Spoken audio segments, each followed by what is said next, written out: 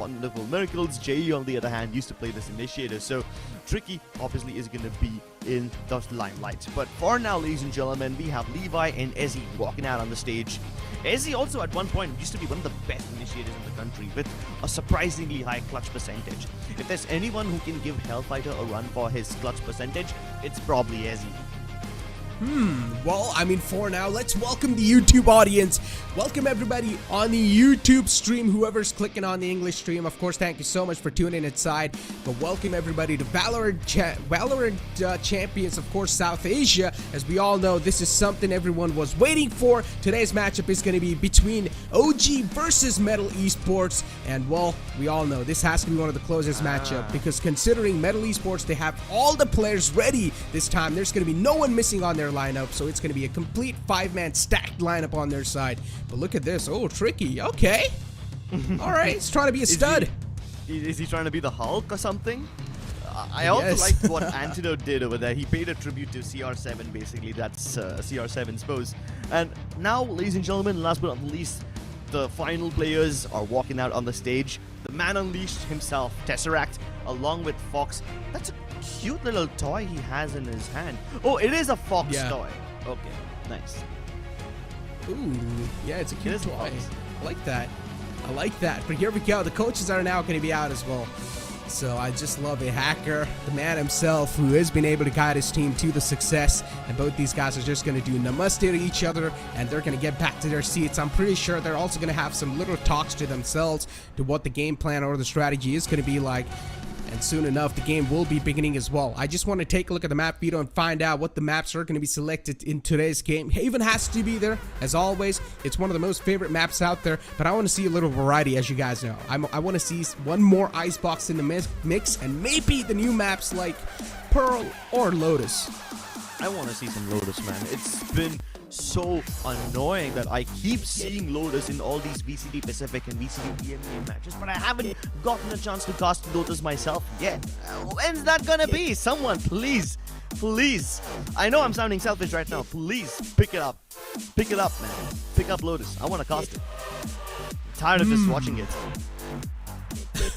Same. I mean, Lotus is one of those new maps, and definitely it will force all the players to think on their feet and try and make those decisions as quick as possible. Of course, teams are, as I said, they're having those talks, pre-game talks, just trying to encourage themselves, trying to motivate themselves for the upcoming game, and hope that they will be able to dominate the upcoming game too. Here we go, moving on towards the map veto, ladies and gentlemen. Split's going to be the first ban. That's a good ban from MLT Esports. What is OG going to be going for? Ascent taken out as well. I'm pretty sure Crips is now going to have a huge sigh of relief, considering Ascent is not in here anymore. But we're going to see Fracture being pulled out. I'm happy. I'm seeing a little variety here. Nice, nice, nice. I hate Split. I hate Ascent. Not that I hate playing them. I just feel like there are so many better maps that can be cast. But then again, I'm done with my biases. I'm happy that there's Fracture in the mix. You're happy that Icebox has been picked up. After this, we can't really be disappointed with anything else, right?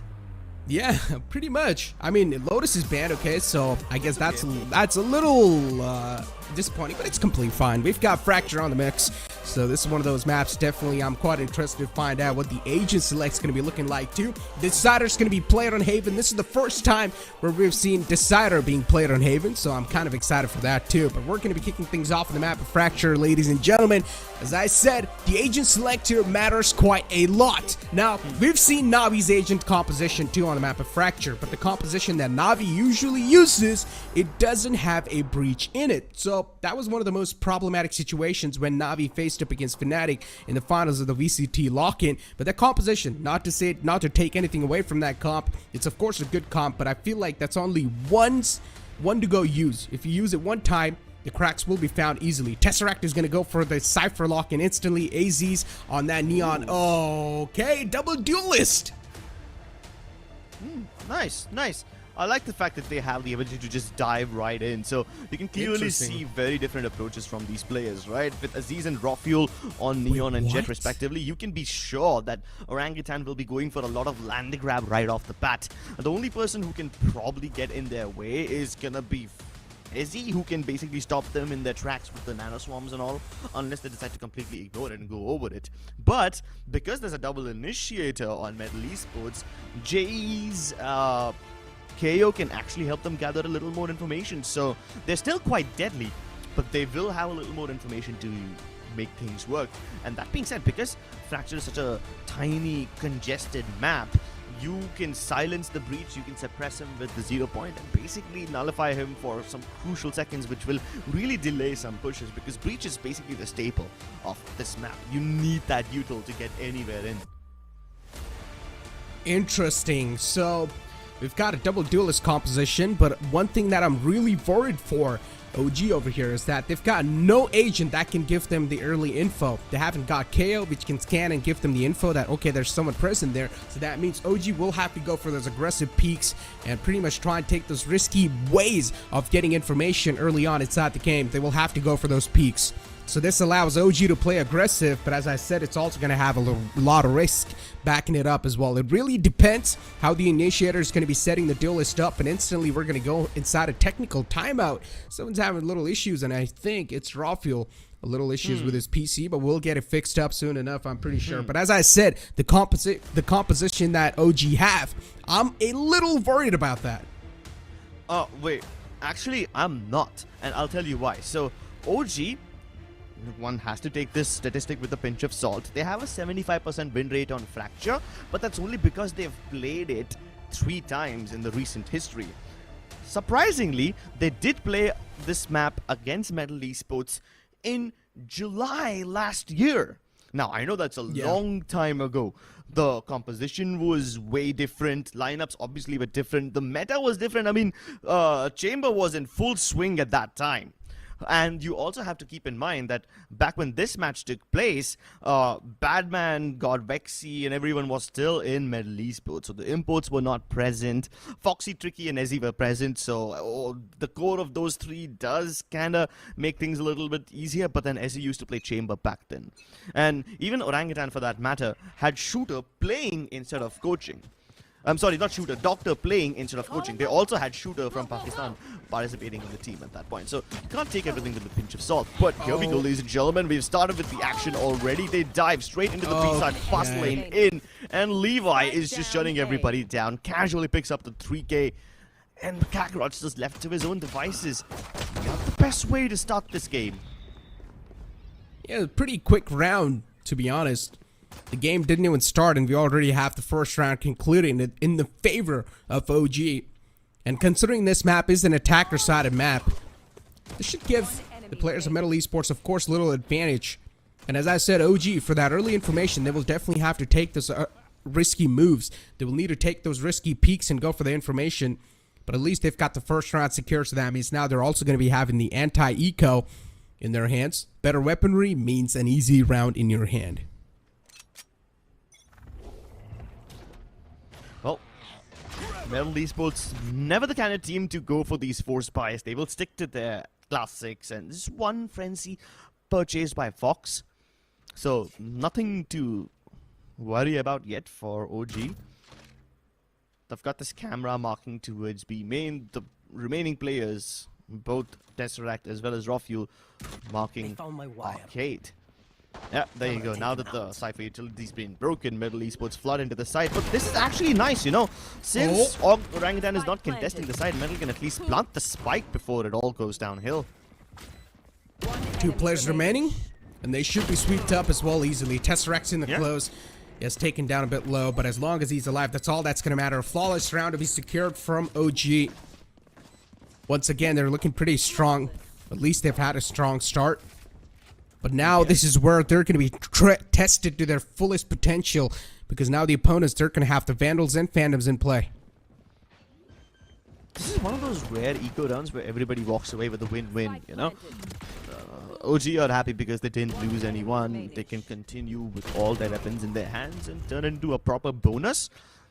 Meanwhile, MLT Esports get the plant down peacefully. This gives them a few extra bucks in the pocket, increases their pockets, and just makes things a little bit overall easier.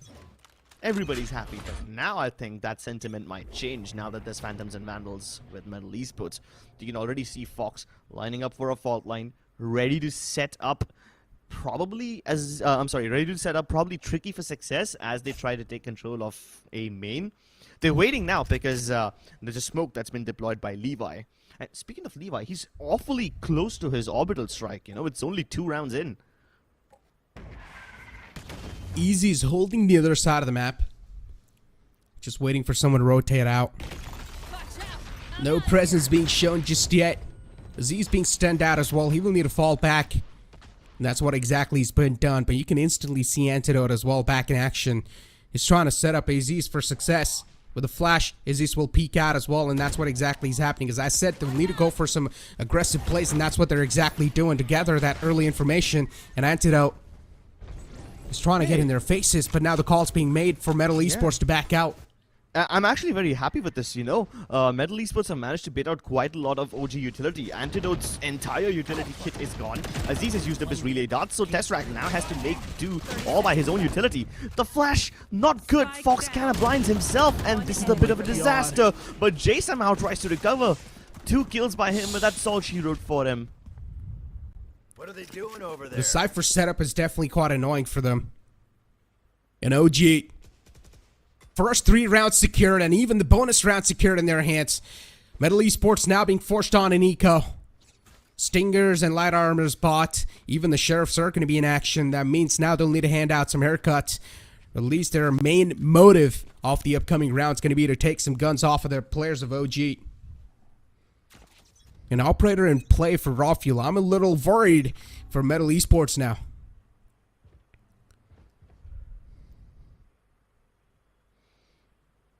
Wow, this is actually really uncharacteristic of Metal Esports. Usually they like to spread out and have defaults all over the map, but now they're just going for this slow creep in from Dish. And they're actually able to get into the site. As a response, you have Aziz, who's already tucked himself into its A main, so that makes things difficult.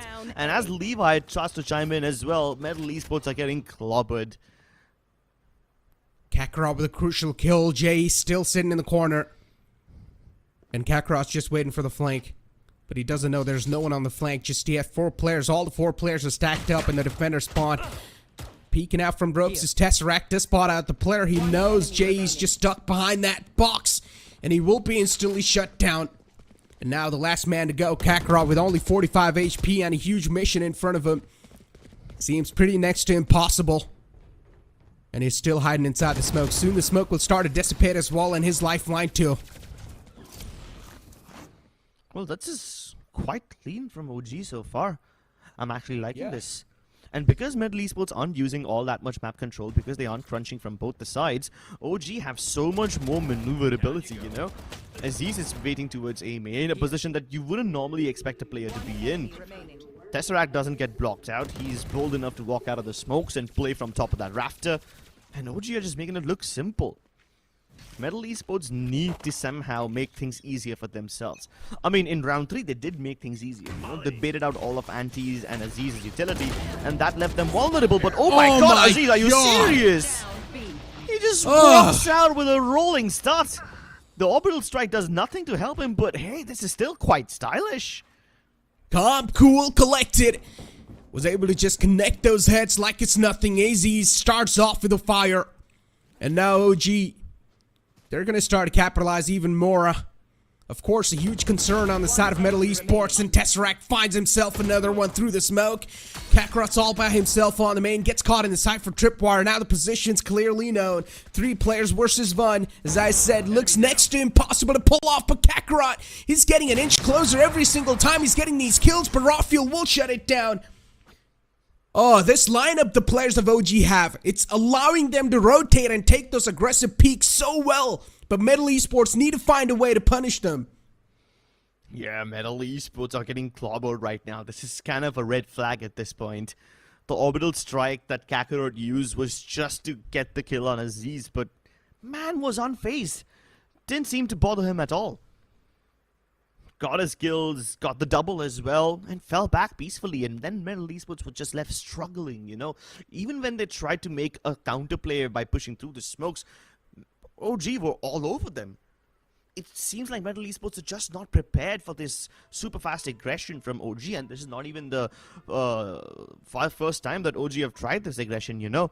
Before, they've played double up towards Arcade, So it does kind of indicate that OG are really focusing on arcade quite a lot. We've seen this in the pistol round as well. We've seen it in round number 2 as well. They always have like a double stack towards arcade. So MLT Esports by default will have a little struggle getting their foot into arcade. What about other areas of the map? A main seems to be heavily marked. Antidote is playing quite aggressively over there, always helping Aziz to set up for a couple of kills. So those two areas seem to be heavily reinforced. Up until now, whenever Metal tried to approach Dish, they haven't faced any resistance until they actually drop into the site. But before that, at least they are able to sneak in, you know, so maybe do something with that. Strengths and weaknesses identified. Let's see what Metal do with this information. Oh, that's a full stack outside B. Yep. And MLT Esports are not even utilizing the other side this time. And not just this time, we aren't even seeing that other side being utilized to its fullest potential. Knife being set in the front, but the tripwires are still going to be activated, and Rawfield finds a collateral. Oh, that's a huge one. Might just put a full stop to the entire push. Easy's trying to creep and crawl his way in. Will find Tesseract, though. But that's all he's going to get. Still the man advantage in the favor of OG. They're trying to move up with the breach utilities. Aftershock utilized as well to find the man out of pocket. He has been out positioned at least for now, but the lockdown's going to be invested as well from Easy. And that's a huge lockdown. OG, things aren't looking that good. Brim ult being forced out. The orbital strike not in action anymore. That means MLT Esports, that might just be another huge sigh of relief. But AZ's going for the defuse. He's sticking it. And the crossfire's perfect. Antidote finds Easy. Trick is there to try and find, or at least straight things out, but it's not going to matter. OG, they're too quick. Oh, they're too quick. They're too deadly, dude. Rawfuel just basically ruins their entire hope. MLT Esports tried to go for this contact play, and I think this was a calculated one, you know, because they've identified that OG almost have no resistance towards B main. They only have Cypher utilities placed over there. Meanwhile, the remaining members of OG, if they are playing on the B side, they will play from tower, marking arcade. They almost never try to fight towards B main. So MLT Esports were right in going towards that region, but little did they know that Rawfuel would destroy them like that. In fact, I think OG would have been able to win even if they did not use the orbital strike, because the lockdown from Easy did not cover the entire site, and it certainly did not cover the spike, so OG could have still sucked the defuse. The orbital strike was just basically an insurance policy coming out from Levi. Wasn't required, but it's nice to see. Metal tried the same thing once again. Same place, same utility deployed, and they get caught in a different trap fire. And what on earth is this? Antidote pushes out of the smoke without any fear, demoralizing Metal from making a single move. As he's trying to keep the hope alive, but there's just way too much on his plate. Oh.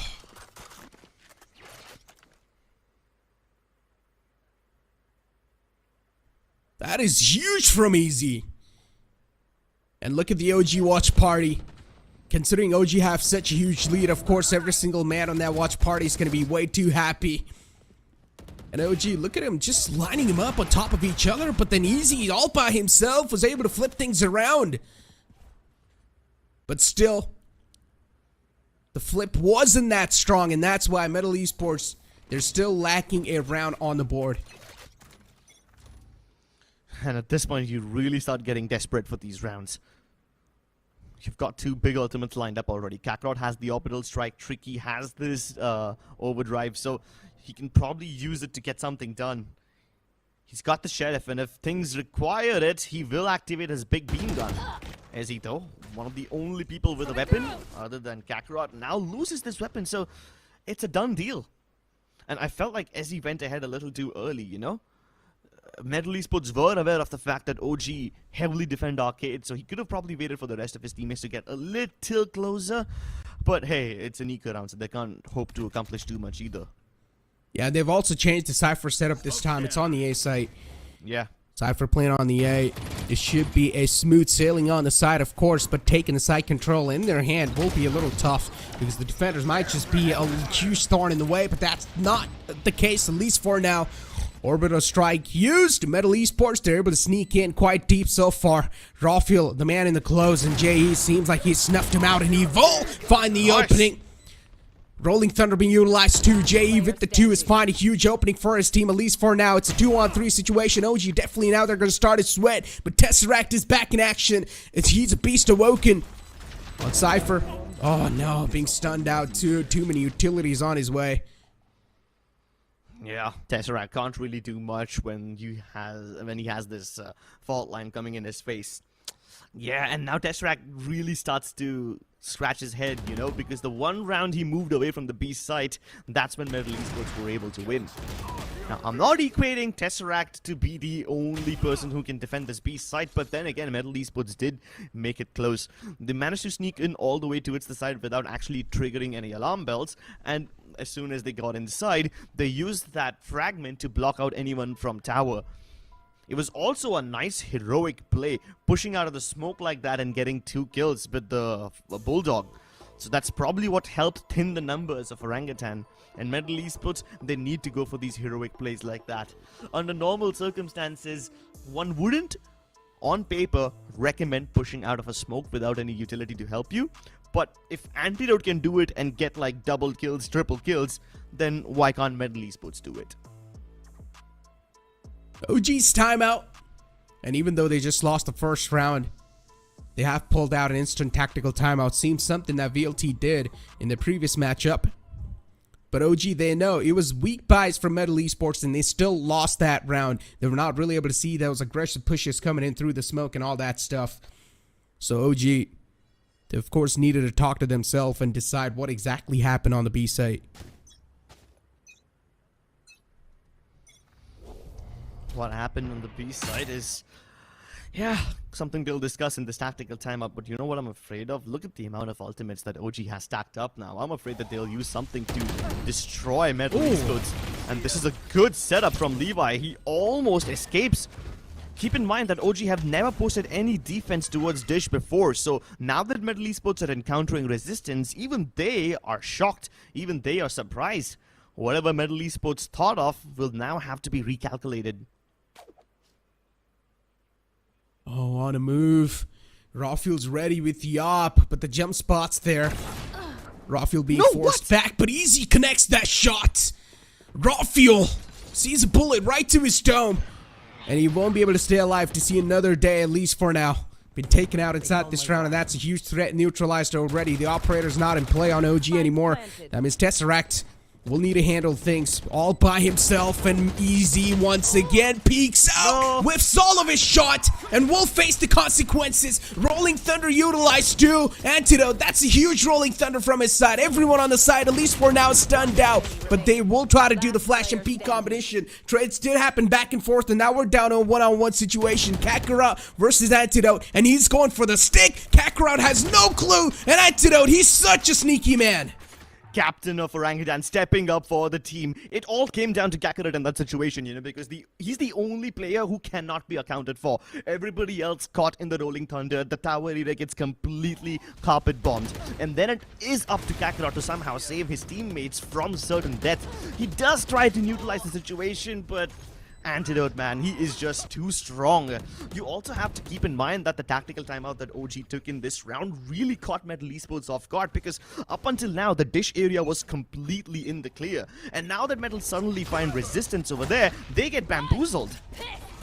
Oh, look at a quick take from Metal.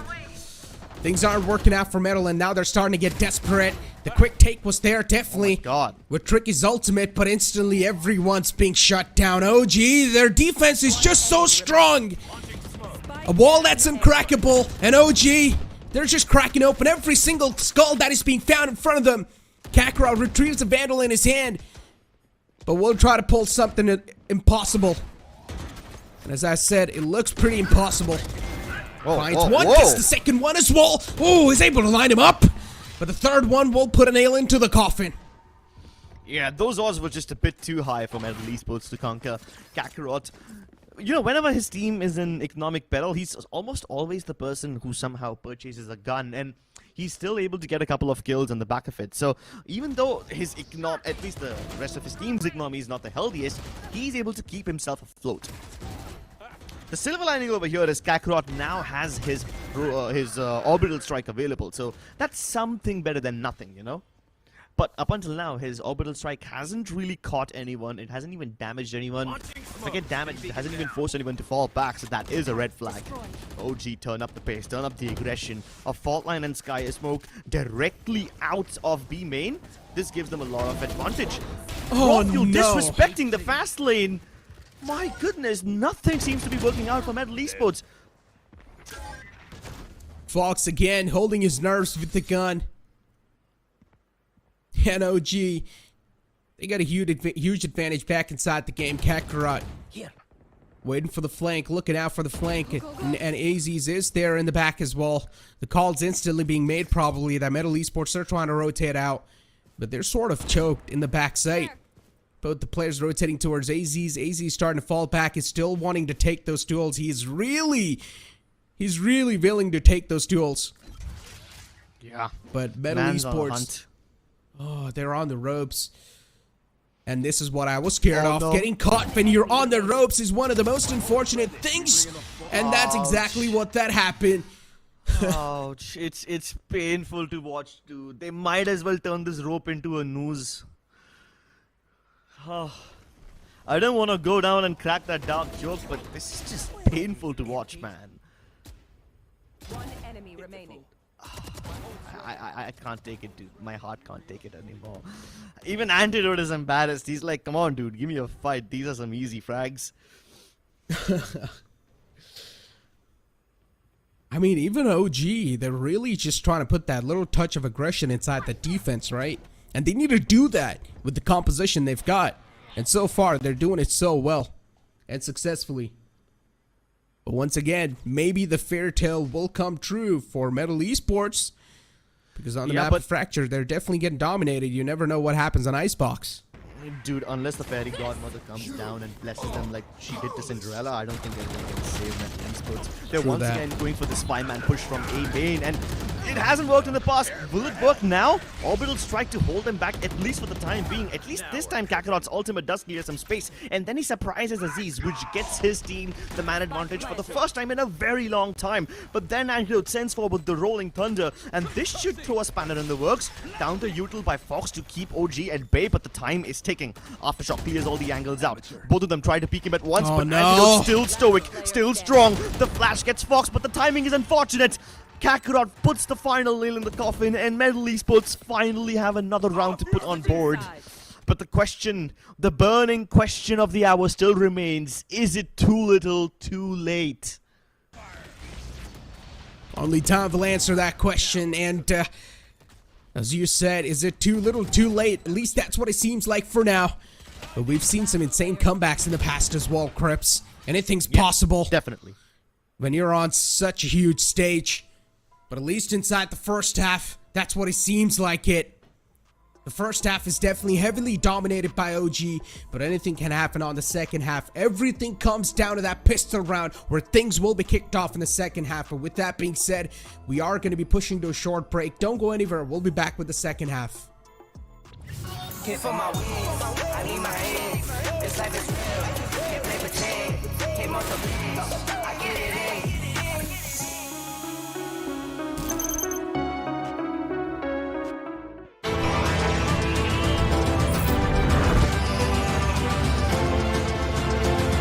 The all-new i20, born magnetic. For my wings, I need my hands. This life is real. Can't play pretend. Came off the beach. I get it in.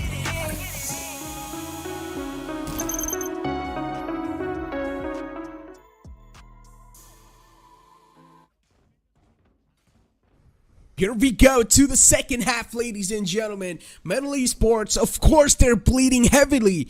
But OG, they looked quite vulnerable in their previous matchup against ASTER Army. MLT Esports, so far, with their entire full 5-man lineup, they haven't been able to perform, but they're definitely showing those glimmer of hopes where fans can rely on.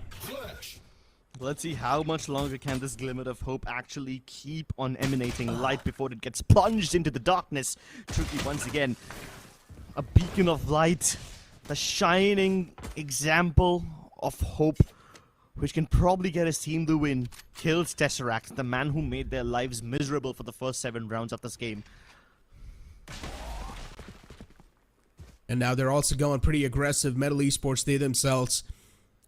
But they've got no clue that OG, they're all over the map. They're just waiting for those aggressive pushes.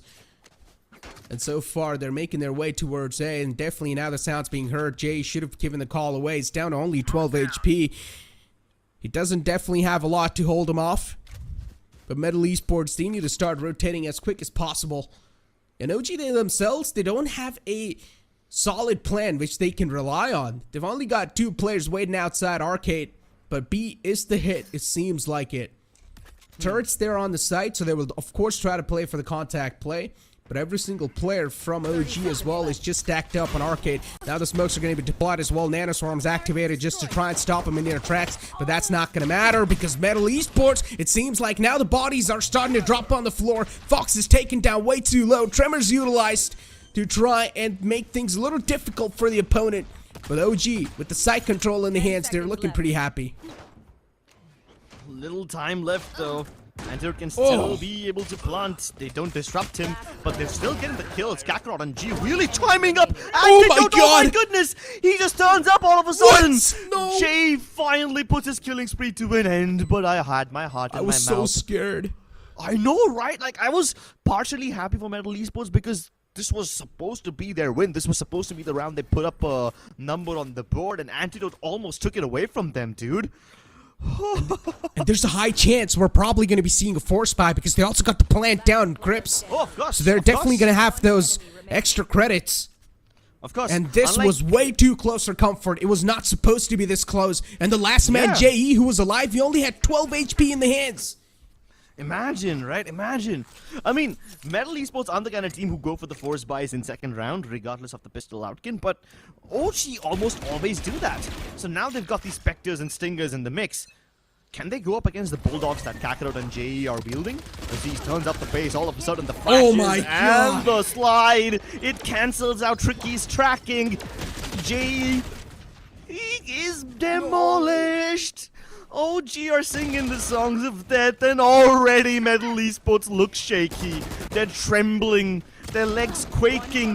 The hope is dwindling, and as he tries to once again enlighten that fire, but he is snuffed out. OG, give them a glimmer of hope with the pistol win, but now they've taken it away. That is huge.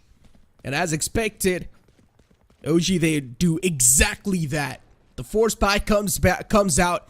On the aggressive page is AZ's in the front. All the attention was gathered onto himself in the A main area.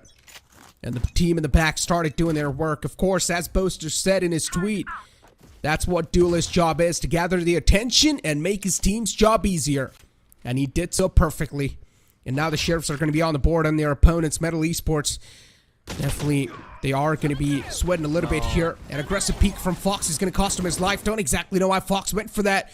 Of course, maybe for an informational peek, but still, that was not something he could afford in such a critical condition. Tesseract finds a 2K for himself. And now Easy is trying to follow the same footsteps as well. And Tesseract is just waiting for the flank.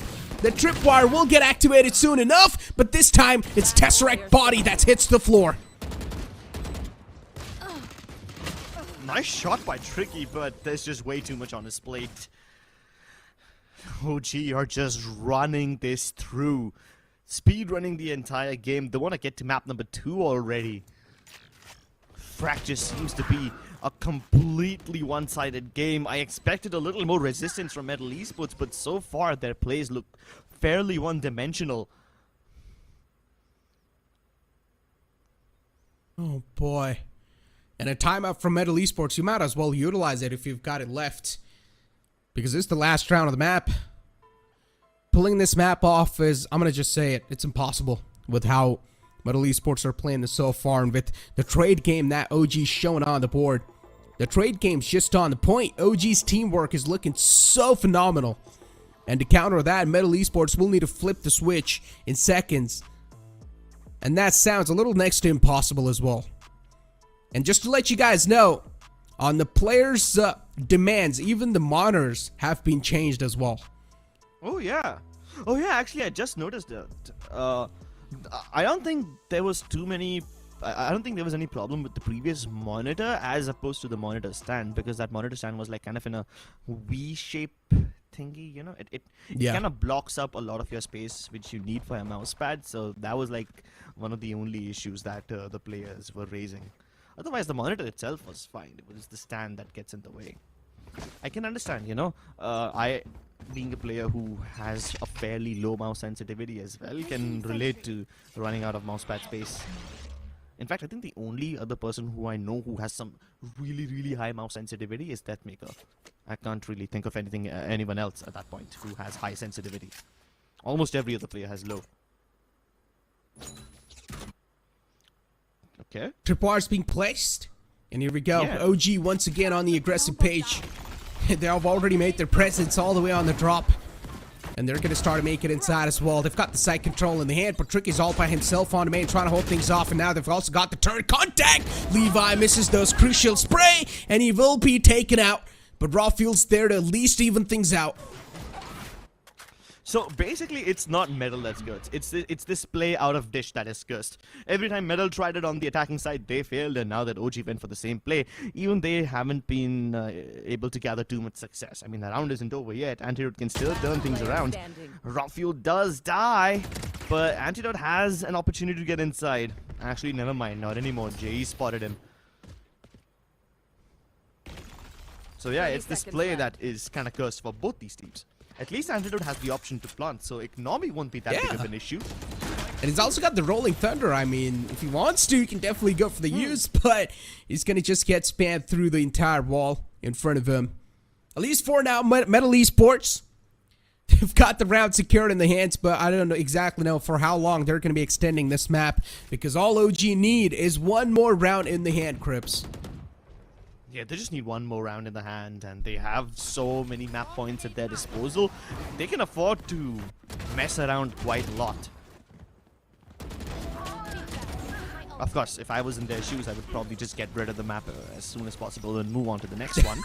But that's just me being impatient. OG are a surprisingly patient team. As aggressive as they aren't afraid to dial that aggression back down and just play it nice and slowly, tactfully every now and then.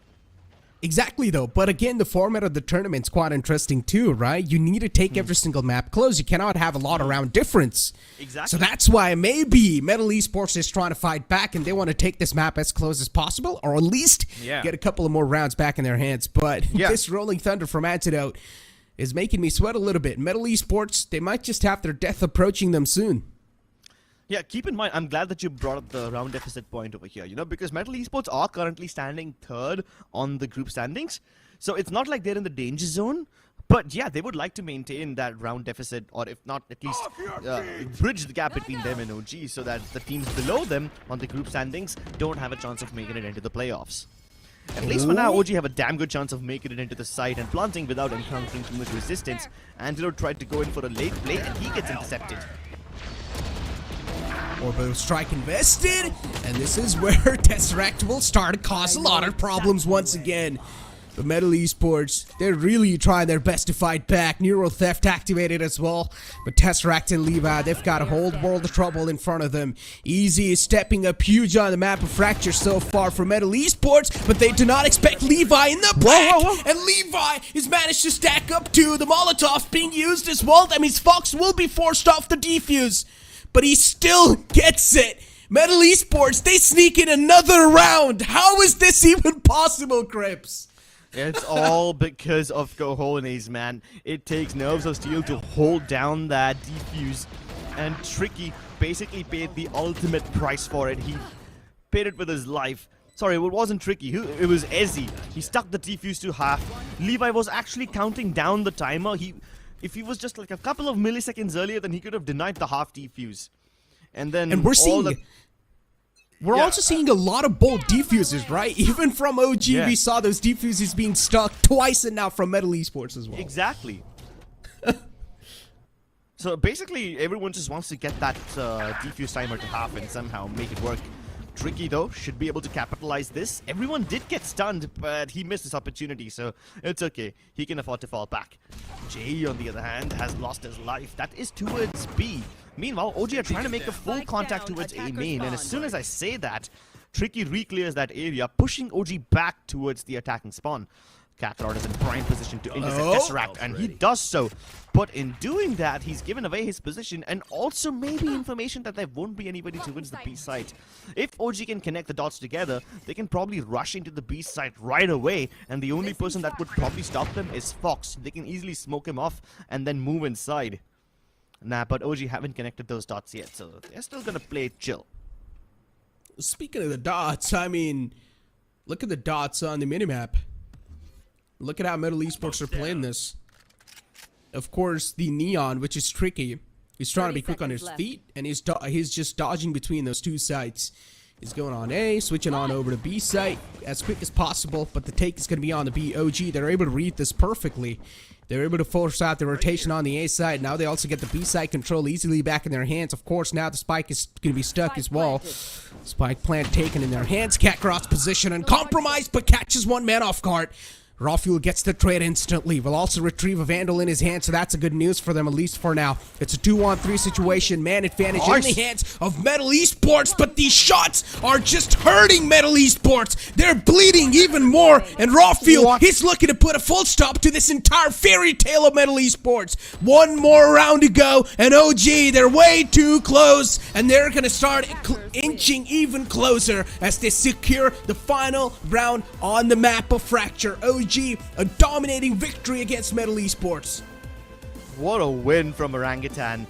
They took everything cautiously. In that last round, they didn't even have too much money to purchase weapons, so whatever they could acquire off the ground, they used it, recaptured the B site, and you could even see the hesitation in the face of Levi, right? He didn't go for the plant right away. He first tapped it, hoping that he would be able to bait out Kakarot's orbital strike, but then they killed Kakarot, so that's done. No other counter util to stop the plant, and then Rawfuel was just an absolute turret in that place. Exactly. Well, you know what, Crips? There's a lot to talk about the previous matchup, but we will talk about that after this short break. Hit for my wings, I need my hands. This life is real, can't play pretend. Came off the beach, I get it in.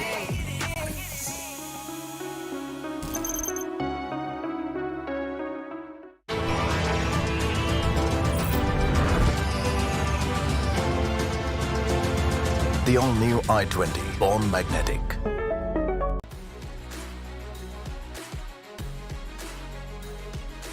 Making dreams come true and memories happier.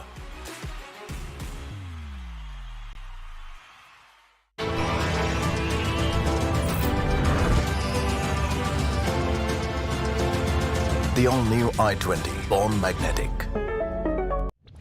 Hit for my wings, I need my hands. This life is real, can't play pretend.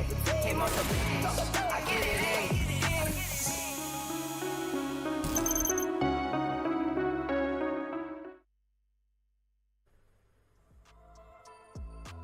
Well, welcome back, ladies and gentlemen. Valorant Challenger South Asia, driven by Hyundai. The first map, of course, dominated by OG, but the upcoming map is going to be Icebox. But for now, it's our time to talk about the Fracture and what exactly went wrong with MLT Esports, Crips.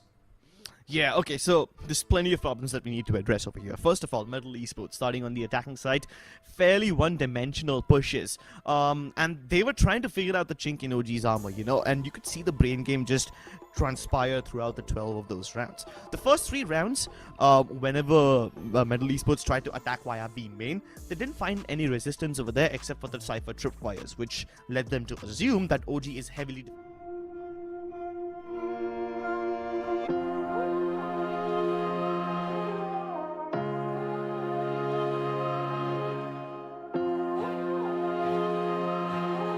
Destiny. I know my destiny.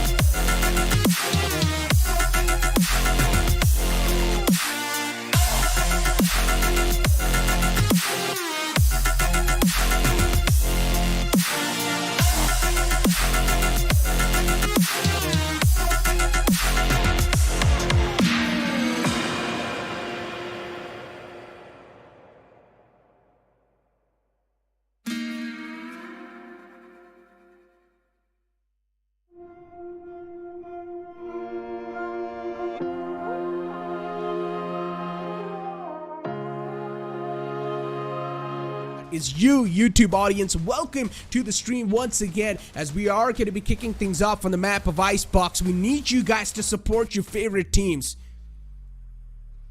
So yeah, nothing out of the ordinary. The same old meta composition that we've been seeing since, what, August, September 2022? Yeah, this is kind of the reason why a lot of people are not too keen on watching Icebox, you know, because the meta hasn't really changed all that much.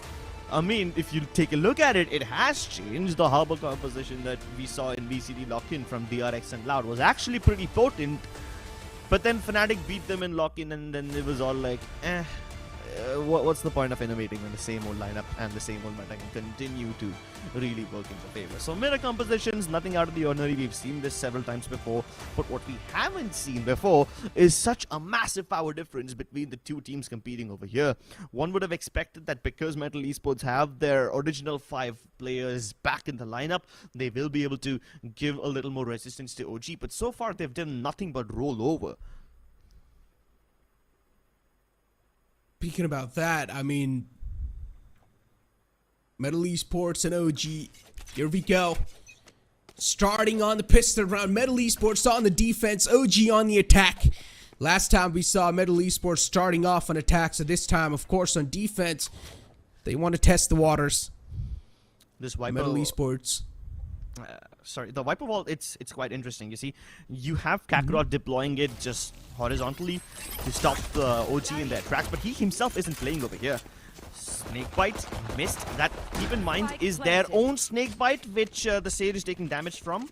And at least Rawfuel manages to get the plant down, even though they lose Antidote. Still not a problem, though. The flank's being sniffed out as well, at least the position's known, and that's all that matters. The Soul was taken down way too low. Tricky misses the critical shots, and now he will need to face the consequences as well. Tesseract with the shock dart, and speaking about Tricky missing his shots, he's not going to miss the next 3 shots, and he connects all of those. Tricky with the 3K helps his team secure the entire round in their hands.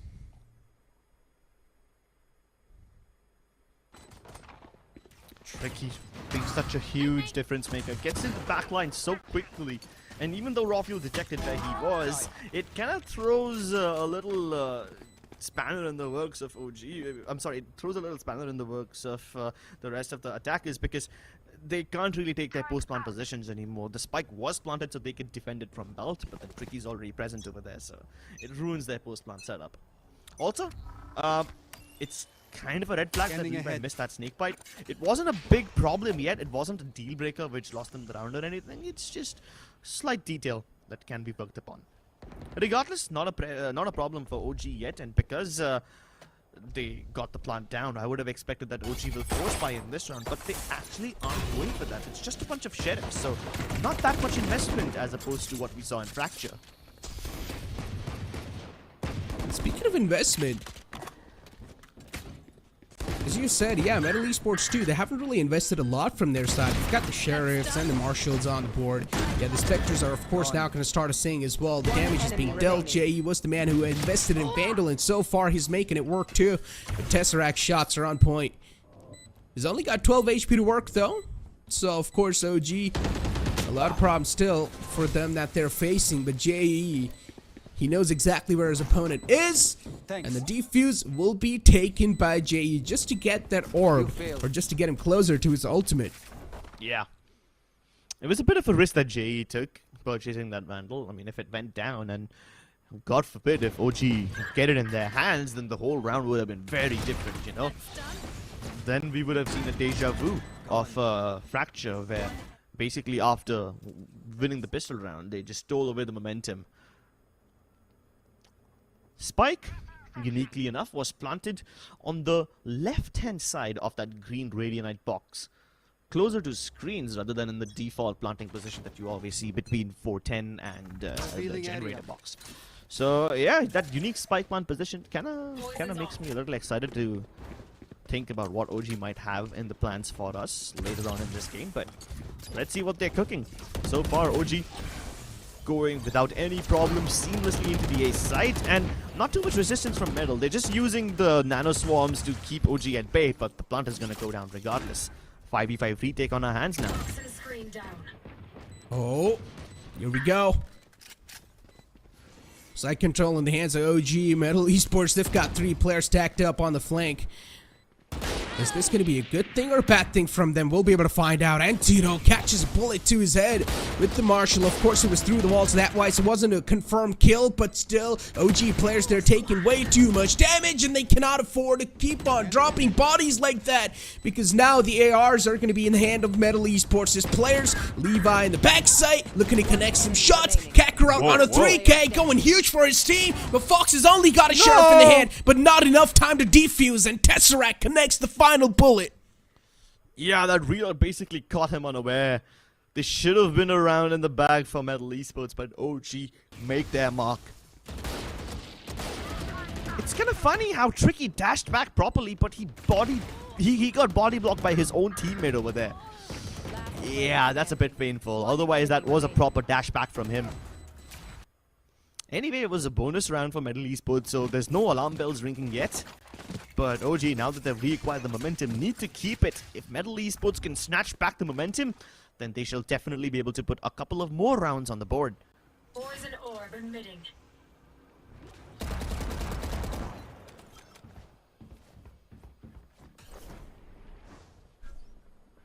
Oh, creeping up on the beam. Slowly and steadily. Getting quite close to the plant. The wall's gonna be raised too, but look at Rawfield. He's taking heavy amount of damages. He was still sticking the plant, but he wasn't able to pull it off successfully. And now, Aziz is gonna go and try to get the plant stuck. He definitely will get the plant down, but nothing more than that. JE was able to shut down Levi as well. Not a good news, of course, for the side of OG, but they've still got 2 players up and alive, which can flip the table and flip the odds in their favor. The spam is there, and the connection is there as well. Aziz goes huge with a 3K. And now leaving Tesseract all by himself inside this clutch situation. Tricky going for the defuse, won't get it. This was so close, man. Metal almost had it in the bag. As soon as Levi dropped his Viper Spit, a counter Viper Spit was deployed by the defenders. And as soon as Levi died, I was like, yep, that's it. MLT Esports should be able to get this round back. And as soon as I start thinking about that, Aziz just turns into a demon, man. He channels all that satanic energy through his fingers. Decimates his opponents with it. And once again, MLT Esports knocked back down into the economic trenches. Well, at least they've got the Hunter's Fury alive, and also the Resurrection on Rawfuel. Trick has popped his Blade Storm because, of course, they're on a struggling phase when it comes to the economy. Tricky will find the opening. We'll find the first man down, but the Resurrection's instantly there. As I mentioned, OG will definitely use that. Considering their opponent is on broken buys, or as you can also say on ecos, MLT Esports, the odds are not really stacking in their favor inside this round, but still, OG, they're taking it quite cautiously. Look at Easy. He's managed to sneak up quite deep. Is he going to be checked? Yeah, this is like a one-handed angle for him, but as long as he remains a sneaky beaky ninja, he can get a multi-kill and make it really worth it. The spike now going past him. Trigger discipline, pristine, and he snaps back. And another one. Backup from JE arrives. An antidote now left to pick up the pieces, pick up the scraps, but he's picking up all these kills too. Spike unfortunately can't be picked up. It's dropped in no man's land. And he will have to dig deep for this one. Huh? Wait, how was that a miss? Oh, he was moving. He was still in the motion of moving. When he took that shot, he wasn't completely still.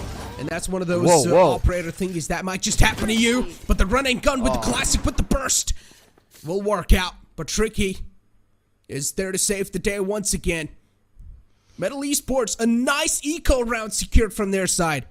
Yeah, but it came at the cost of 2 ultimates. The Hunter's Fury at the start, quite nice. The recon dot was absolutely perfect. And then Tricky as well, using the Blade Storm to perfection. You cannot overlook AZ's performance over there.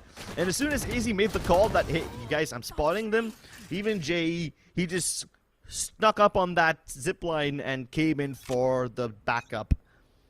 Really quick thinking by MLT Esports over there. And this is quite an impactful round. MLT Esports was struggling financially, not anymore.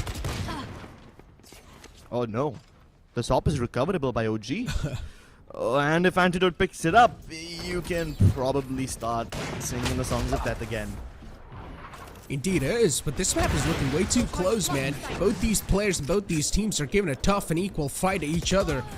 Vandal in the hand of One Tricky, enemy looking to remaining. give some haircuts. Spike From down MLT A. Esports, they're always up with a trade. Easy. He's definitely feeling himself inside this entire BO3 series so far. Even on the map of Fracture, he was always there putting up numbers for his team. Spike retrieved. Tesseract has the control of the side as well. Both those players are being forced out in mid, but Tesseract exactly doesn't know where these players are positioned. Yeah, and I'm And actually he's glad. really... I'm actually glad that Kakarot and Ezzy are playing this together. They would much rather take their chances together than give separate 1v1s to Tesseract. Behind you. Oh, Tesseract! Yeah, the He's timing just making me is... stand up from my chair. This is just way too close. 30 seconds left. Tesseract. He's still not going for the plant. He's only got 30 seconds. He knows he has a lot of time, but he's just second guessing himself. He doesn't know exactly where the opponents are. But now finally the presents will be given away, but they don't exactly know what Tesseract presents. And he might just find the first, but no, it's gonna be the answer. Really good round by MLT Esports over there. I was kind of concerned that as soon as that first op shot was missed, I was like, oh no, that's a problem.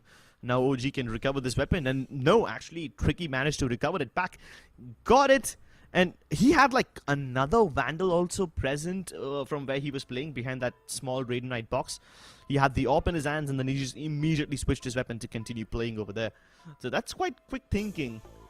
But Tesseract too, I appreciate what he was trying to do. He was trying to fake plant, hoping that somebody from MLT Esports would overextend and give him a free 1v1, which would improve his odds. But MLT Esports disciplined.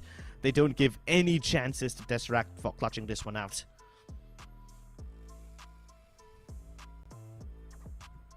Oh boy. A tactical timeout definitely needed. Because OG... This is not something they were expecting on this map, considering the way they dominated the first map.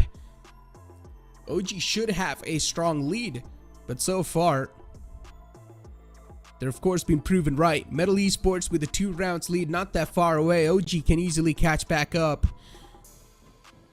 But they will need those rounds in which they are going to break down the confidence of MLT Esports. Placing sentry. Well, there you have it. Once again, a full buy in the hands of Metal and OG both. Revealing area. Lockdowns available on either side, but at least Tesseract has a counter for it in form of that Hunter's Fury.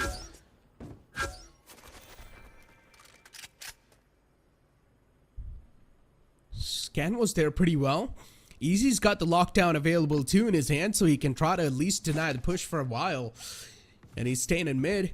He's trying to guard out mid. SNS, the confirmation is going to be there. Instantly, the lockdown will be invested, but this time it's going to be Antidote to use the lockdown first. And I'm pretty sure Easy is going to save his lockdown for the retake if possible. Side take in the hands of OG. AZ still looking to push up the boundaries, but he's at least got the side control for his team, making a space for his team as well. Raw fuel's being cut off. OG, they will still go for the plant once again. Kakarot with the flank, catching the players off guard. But Levi's there to trade things out. And now, as I said, as soon as the retake's going to be started, Easy will invest his own lockdown. But OG, they've got their own lurk on mid. Yeah, and this lurk needs to come in quickly. Levi isn't in position to help his teammates out, and he can basically kiss this round, get by. It's also quite important that they managed to get the kill onto Tesseract quite early on in the round, because if Tesseract stayed alive, then his Hunter's Fury would have been able to counter the lockdown of Easy. So that really made things, like I said, easy for them. Levi with the look was actually quite nice. He should have been able to come all the way from Boiler and help out his teammates towards screen, but because of the lockdown, he was forced to take the long way around, go in via kitchen. So that kind of screwed things over. Still feel like should have had a little patience with the lockdown. But it's okay. It was needed to get the side control in the hands. MLT Esports. Operator active. On the board at top of yellow. And OG will need to stay cautious as ever before. One single shot and you will meet your makers. And Tricky, he's looking pretty precise so far. We talked about that one shot, and as I said, he's looking precise. He misses the upcoming shot. You jinxed him, bro. You jinxed him hard, dude. I'm sorry. You always happen to be the unlucky champ of some of these players, Necro. I mean, I'm not the one to believe in superstition, but... Oh, man. Hey, what are the odds, though? I'm also not a person who believes in correlation and causation, no! but now that is a cause of concern. And deletes Tricky. Kakarot doesn't even see his enemies, dude. Aziz jumps up on top, and while Kakarot is still focused towards the right side, he gets his head taken off. Again, God, even Easy dies without ever seeing an enemy. These frags from OG beyond the line of sight are insane. Now that is what I call perfection personified. Player standing. Oh, they didn't even lose a single duel yet. They got the site control so cleanly in the hand. Got rid of the operator as well. Oh, that is what you call perfection personified. Last man's alive, it's Fox. And he's also got the resurrection, which of course he will utilize in the upcoming rounds. But at least this round's been given away to OG. It's gifted away by MLT Esports. They will still have a decent amount of lead, which they can definitely rely on, as it can work as a cushion. But you shouldn't do that. Oh my god. So close. What? No. Oh, man. So not only does Fox lose all the money from surviving beyond the timer, he also doesn't get to carry his gun forward. So he's extra broke now. I mean, if he died before the spike exploded, then he at least wouldn't have to face that economic penalty. And now he has to face both. That's just painful, man. This is nice for OG. It keeps MLT Esports humble. In one round, they inflicted so much economic damage that most teams would take 2 rounds to do this much. And now MLT Esports are broke. This is the last of the weaponry that they can buy. Even going forward into the next round, they won't be able to afford all the utility. Oh, and Levi's just making it look so easy. This is the first time that he sneaked into Tube, by the way. This area has, up until now, remained unexplored for OG.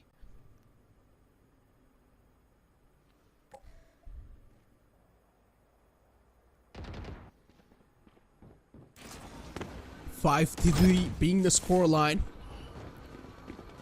And OG, they were at least able to stop the momentum for now, as they got the previous round. Instantly, the resurrection's being stuck as well. OG, they get the site control back in their hands. Hunter's Fury utilized 2 to try and stop the rotation from the ramps, but that's not going to allow them to stop, at least for now.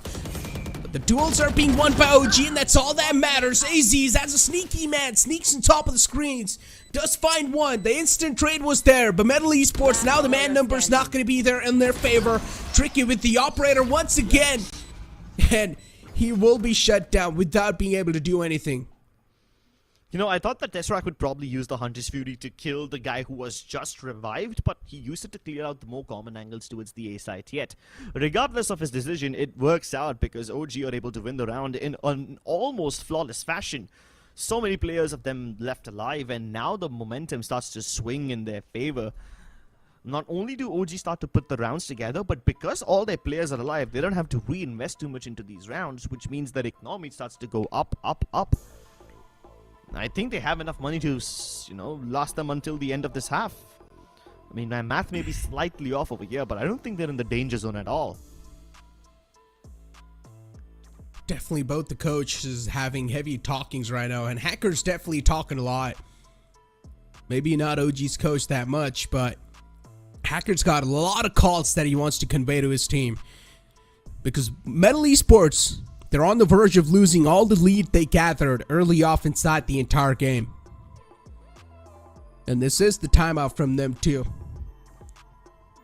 We might see some sort of switch ups inside the default, if Hacker's able to read into something.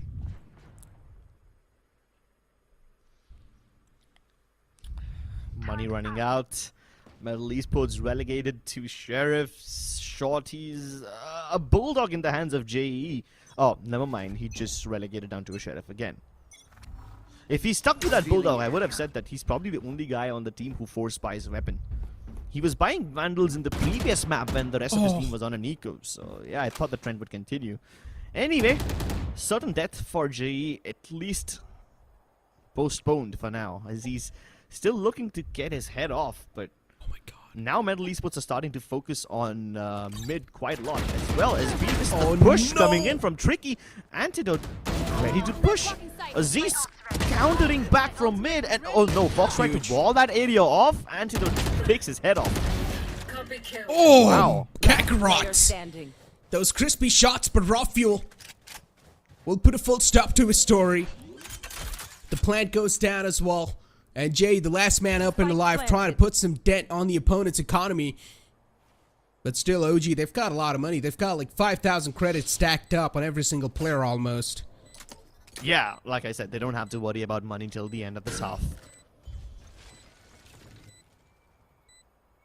They're chilling. And Jay, the last man up and alive, has also got a Vandal in the hand. But again, going for the save, he's of course not going to matter that much, or it's not going to make a lot of sense. He tried to pull something off, but Tesseract is in an angle where he's unexpected. Yeah, and Tesseract won't let him save the gun. That was like the only play that those servers could have made over there. It's not like he's gonna touch the 1v3, so you might as well try to save the weapon because your teammates are in shambles when it comes to money. Nice couple of shots by Kakarot over here though. Really cool performance.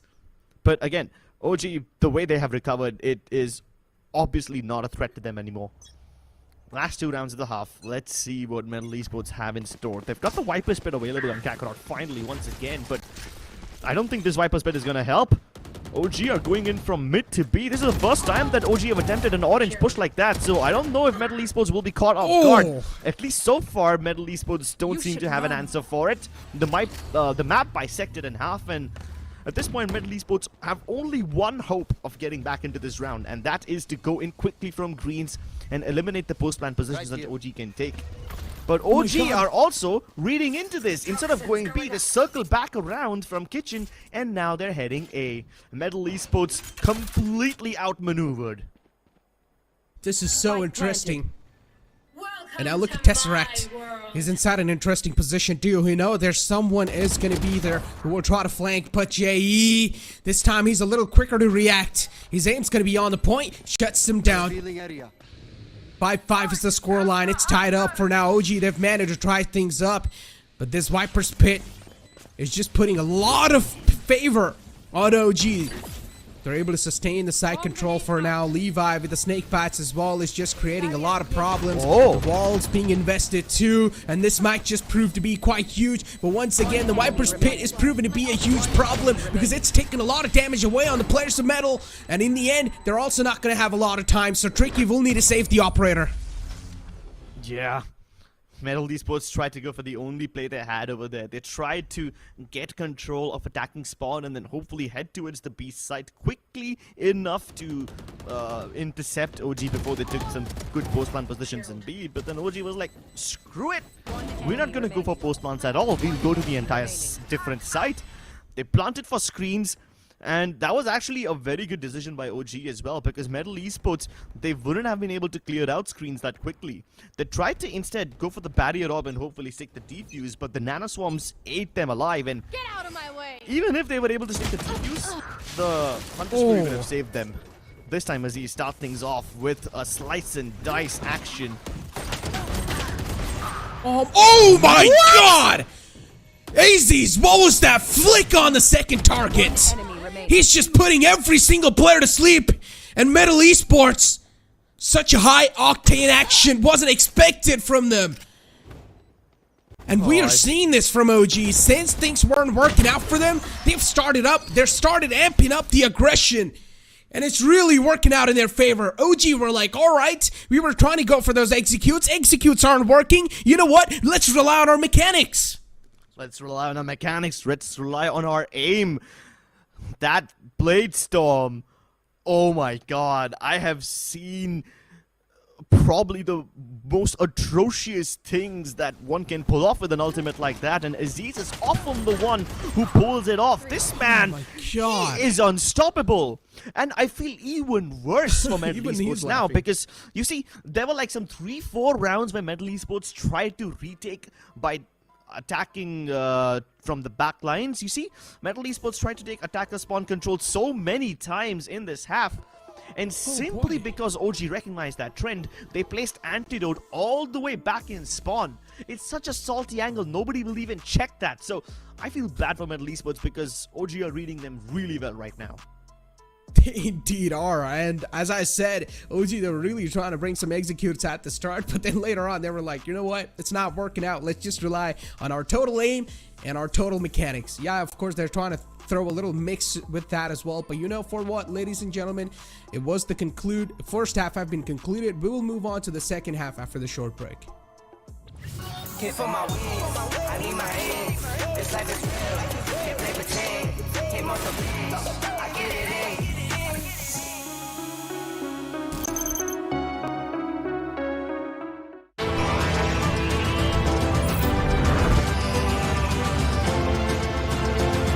The all-new i20, born magnetic.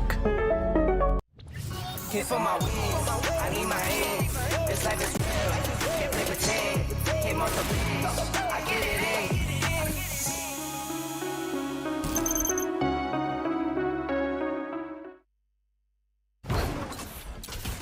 No charges left.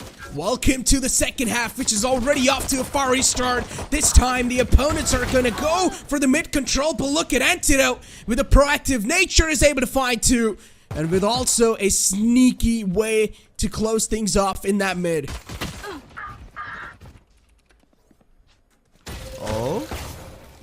Oh, interesting. Last player standing. I don't see the purpose of it, but MLT Esports are going for something really unique. This push all the way from tube to kitchen. I don't think I've seen any other team try this in pistol rounds, you know? We've seen plenty of variations of it. We've seen even OG attempt one round like this. I think it was either round 10 or 11 or something, but you don't see stuff like this in the pistol round. So kudos to MLT Esports for keeping things fresh. One of the most crappy pistol rounds I've seen so far. Yeah, but hey, they move fearlessly. They indeed did. Just like our Philips one blade.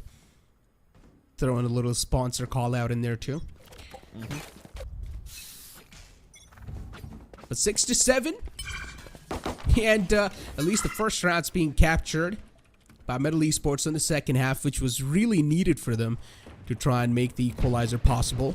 And now they've also got the superior weaponry on which they can, of course, rely on to get the side control. And what's happening over here? OG, they're going for a complete rotate. They're expecting a B-side hit.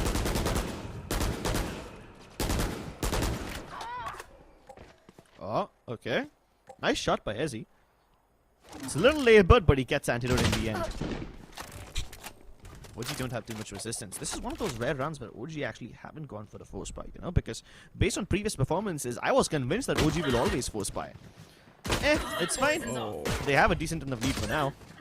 And the bursts don't connect, so the pistol duo does go in the favor of Kakarot. This Viper duo is on top. Player standing. Decent enough round for MLT Esports, yeah? Kakarot's farming all the frags. Getting closer to the Viper Spit. He didn't get to use his Viper Spit too often in the previous Spike half. planted. Even when he didn't have that much of a chance. So, MLT Esports, yeah, keeping things clean. Indeed. There are some MLT Esports cheers in the audience who are cheering the entire team. And they definitely do need these cheers considering the way they lost the first map and now the second map is just way too close for comfort. But this is where the true round starts. OG now will have the guns on the board. They've got the better weaponry now, and MLT Esports, they've got Sheriffs and Bulldogs in play.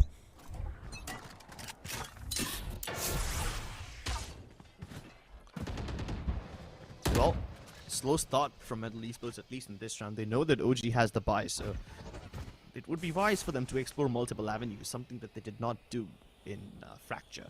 Spike just outside of A. There's people sneaking past from Aziz. They're just under him. The suspense is killing me. And now Aziz finally kills Tricky. Stays inside the cloudburst. He's not backing off. Nice shock dart from JE. Using the map geometry to get the better of Aziz. Levi now trying to finish off what his teammate started, but it's a little too much.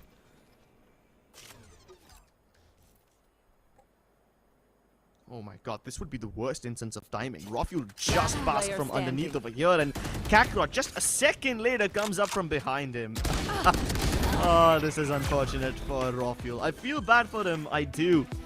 But at the same time, I'm happy that MLT Esports are able to put up a little bit of a challenge over here. Keep things competitive. Given the way that this round progressed, it does seem that OG are not afraid of taking risks. You see, they almost left mid completely open. There was an alarm bot towards the boiler entrance, but the kitchen area itself was supposed to be physically marked. And then MLT Esports tried to, you know, make some presence known over there. They also tried to make their presence known towards green. So it's nice that MLT Esports are knocking on the doors all over the map and trying to go for these default-ish presences, which could probably throw OG a little off guard.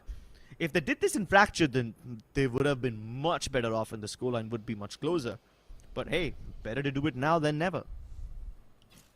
And considering Metal won that previous round, this gives them a huge edge on the economical side too.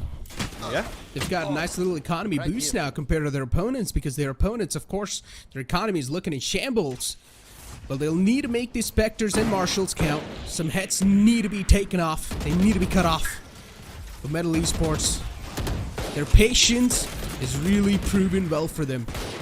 They're waiting patiently when the round starts, and then later on, they're just bursting out of nowhere on the sites, and these bursts aren't being expected that well from OG. They are not able to defend these bursts. And utilities are being utilized pretty well too. Okay. OG aren't going in yet. Now, as soon as the moment is right, they will start. Levi trying to burn the ground beneath yellow. But Tricky and Kakarot take matters into their own hands. They push deeper inside to finish off the job. One enemy remaining. And Oh my way God. too much utility being thrown at him. Rafiel knows it's done. He's just trying to get the close up. But Kakarot, this man's on fire. He's peeking those angles like it's nothing. He's just there to stack those kills and get those orbs for himself. And he's farming now. And MLT Esports, yeah, as I said, there are some cheerers in the audience that are cheering for them. And they definitely do need the sort of confidence booster inside the tournament. And now MLT Esports, they've got 2 rounds lead. That's huge. And every single player now will also have the Vandals and the Phantoms on the board for themselves. But on the other hand, Aziz has got the Operator in the hand. They definitely need to watch out from those angles. Yeah, let's see how much can Aziz's op change things. MLT Esports have a thin lifeline. An arm spotted by Aziz. The drone is trying to be destroyed. Yeah, his teammate tried to destroy the drone with the Phantom, but it didn't work. Op dropped in the open. Raw Fuel misses the opportunity.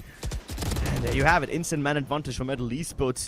Backup has arrived from OG though, so there's men marking the B site, but none of them in a position to trade each other out. They're trying to fight for the site proactively, but unfortunately, they're just losing those duels. You saw Antidote as well, just pushing in the front, trying to fight for the site, but they're just not able to win those duels. And look at this flank from Kakarot. This might just prove to be huge. They're still waiting for those 2 players who are left alive from OG. And now Tesseract knows exactly where the rest 2 players are from the MLT Esports side as well. Those are some nasty shots. Tesseract cuts off their head with the Vandal. Still got 82 HP in his hands and the armor as well that he can definitely rely on. But he cannot afford a lot of hits on himself. He needs to connect those heads and Tesseract. He's making those bodies count. Oh, his hand's hot. Yo, yeah, I'm surprised his mouse isn't melting with the temperature of his hands. Jeez, this guy brings a lot of heat to the table. And if he's the one who's anchoring the site which MLT Esports decide to hit, then Lord help them. Ouch, dude. Okay, this is just too clean.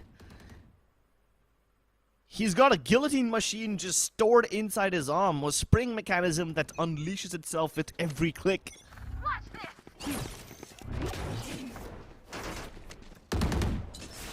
And look at this, MLT Esports. They're really just trying to play with the minds of OG. OG don't exactly know where to rotate, what to do. They're Now always it seems like just... they have the right idea. Yeah, it does seem like it. You never know. MLT Esports is one of those teams that can throw a little spin in the mix at the last moment. and OG just will be thrown off completely.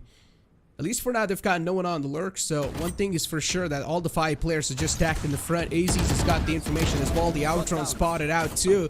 The trades are there exactly on the point, but he's missed all of his knives. AZ's, the Knights are the only thing you can rely on, but tricky. Now he's starting to line these bodies up.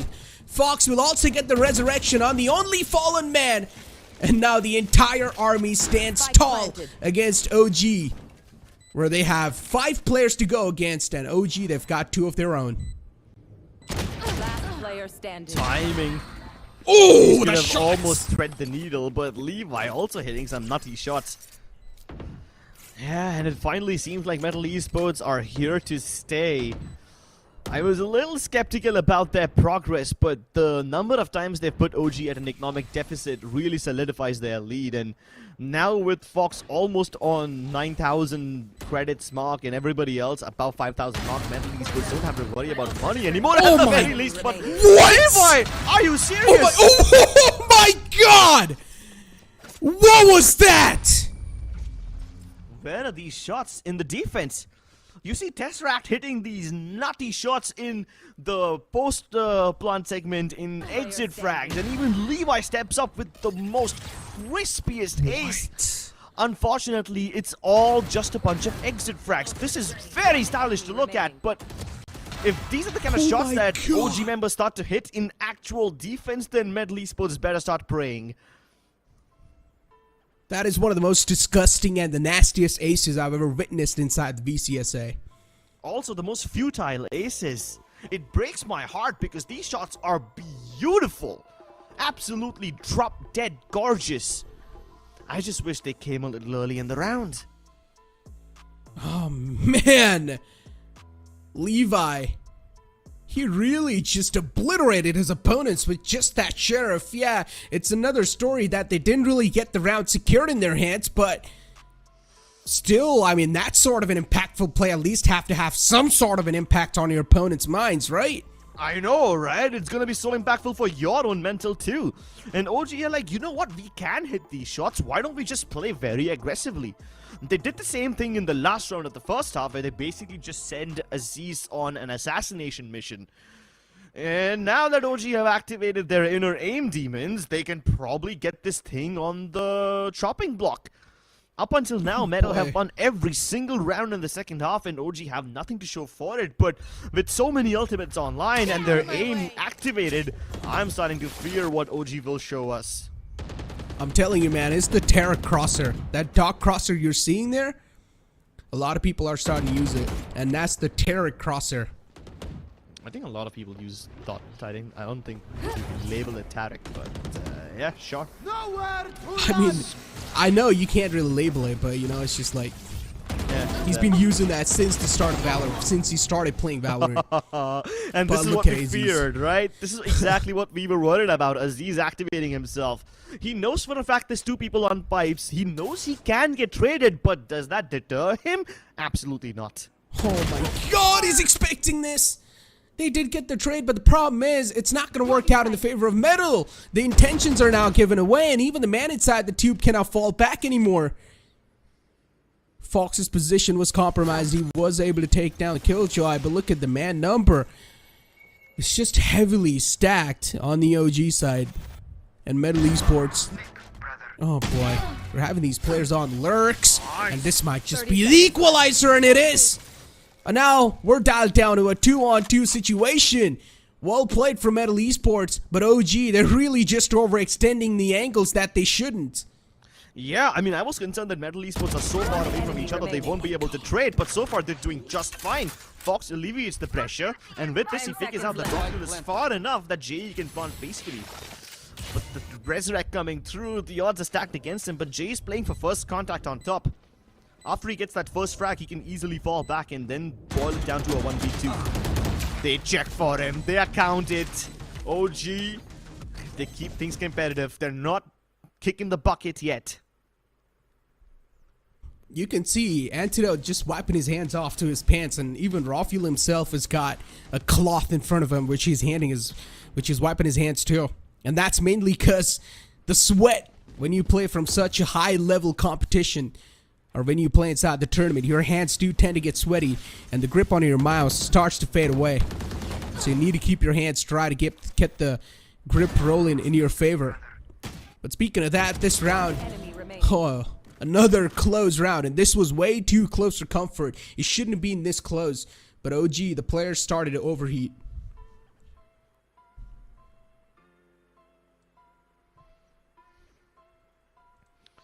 I just hope this overheating doesn't cause a meltdown, you know?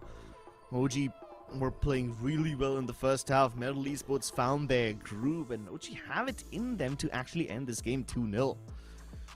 But they're gonna have to string some rounds together. Not only because MLT Esports are close to win and everything, but also because MLT Esports have so much money they can afford to purchase for 2 or 3 rounds without having to worry about saving anything. And OG need to keep all of their players alive even if they win these rounds. If they win a round with like 1 or 2 players surviving, it's not gonna help their momentum too much. And also, if Jarso is watching this entire matchup, he's going to have a lot of content for his YouTube videos. But moving on over, MLT Esports, with 11 rounds, they've definitely got a nice cushion that they can work off. Recon Dart taken out, and Tricky peeks out. This time Aziz is a man who will find the opening. And these type of openings are really giving a lot of confidence to OG, which MLT Esports should try and deny. Yeah, I mean, ever since round number 18, OG are going for a lot more first contacts. AZ does sneak through, but Aziz trades it back, so no problem just yet. This Viper Toxin screen, it can act like a big surprise, a big deterrent to MLT Esports. As soon as it drops, one of them will get caught off guard. Ooh. An interesting wall from OG. Just pretty much knowing that there's a high chance that the A site's going to be hit. So already Rawfield's wall is there, so that means MLT Esports can't really go for a wall of their own and try to go for the plant because the plant area is being blocked by the defender's wall. So that's a nice thinking coming out. They can use the zipline to move across. The crossfire between Aziz and Rawfield isn't the strongest. One playing for swing, one holding the crossing on 410. Oh, Ace! And they can't even get back to Aziz, man! A glimmer of hope that Fox has given himself, but oh my god! There you go. 2 aces by OG, first one by Levi, and now another one by Aziz. Orangutan have woken up. The devil is no longer in his slumber. He's gotten out of bed and he craves violence. You know, as to say, bro woke up and chose violence. And this is what Aziz did. With that operator, he was just finding them one after the other. MLT Esports, they're really not able to find a reply to this op. But now MLT Esports, they're going to have one mission in front of them, and that is to deactivate Aziz. And survive this one. Keep in mind, MLT Esports had that cushion, that nice little extra couple of money bags under them that were keeping them afloat, but now that money's gone. So if MLT lose this, they are broke again. Aziz, relentless in his pursuit of kills. He can sniff blood around the corner. He can practically smell Kakarot from over there. Never mind, Tricky eliminates him. That's huge. And Tricky wasn't even there, so he probably shot him mid-air as Aziz was trying to go for an updraft or something. Yeah, that was anticipated. He saw it coming quite quick too.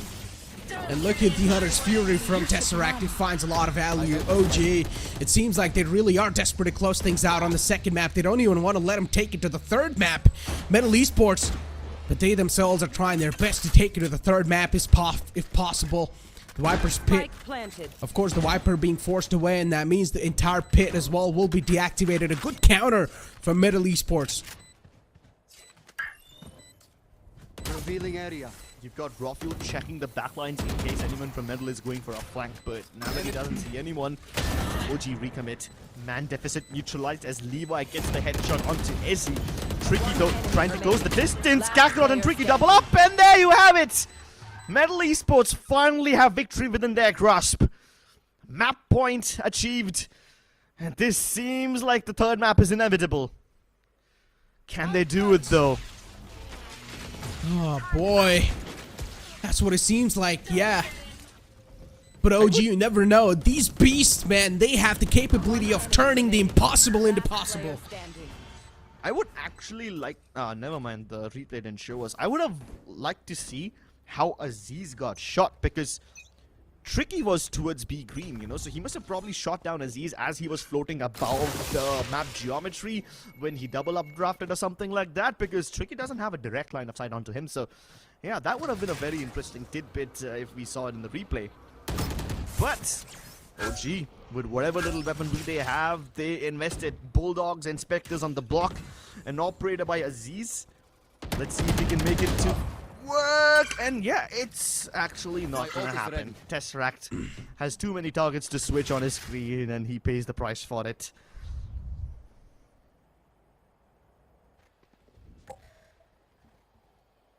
Still stacked outside B are the attackers, MLT Esports. And the spike is on the way too. You've got Fox holding the spike in his hands. And Viper from the side of OG, which is Levi, is behind yellow. Now the push is sort of anticipated. Every single player from OG will start to fall back. But the first two picks are there from the side of OG. But the rest will be followed up by MLT Esports. But the flank from Easy isn't expected. Yeah, Easy basically saving the round for his team. Good accurate planted. positioning by him. There's a Vandal behind him. Yeah. But what can he possibly do? 3 kills. That should give him his ultimate, if he lives long enough to use it, that is. And there's one right underneath him. Don't expect this. And Jay puts the final nail in the coffin, ladies and gentlemen. We are going to map number 3. MLT Esports cling onto this series. After a devastating loss in Fracture, they make a bold statement in Icebox. Oh, this is definitely the map that MLT Esports really needed to bring their confidence back up. Of course, it was quite a close series. It was quite a close map. But still, MLT Esports, they're going to take us to the 3rd map. And that's the Decider, Haven. And it's one of the most favorite maps inside the entire South Asian region. So both these teams are going to feel at home. And I just can't wait for Haven because, as I said, both these teams feeling at home, that means we are up for another close matchup, Crips. Yeah, we are definitely up for another close matchup. This was close enough, but I think the word close will be redefined in the next game. Stick around, ladies and gentlemen. We'll be back after this short break. Hit for my wins, I need my ends. This life is real, can't play pretend. Came off the bench, I get it in.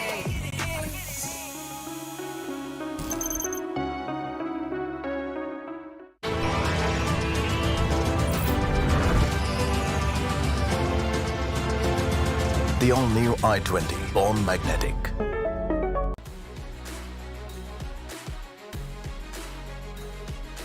Making dreams come true and memories happier.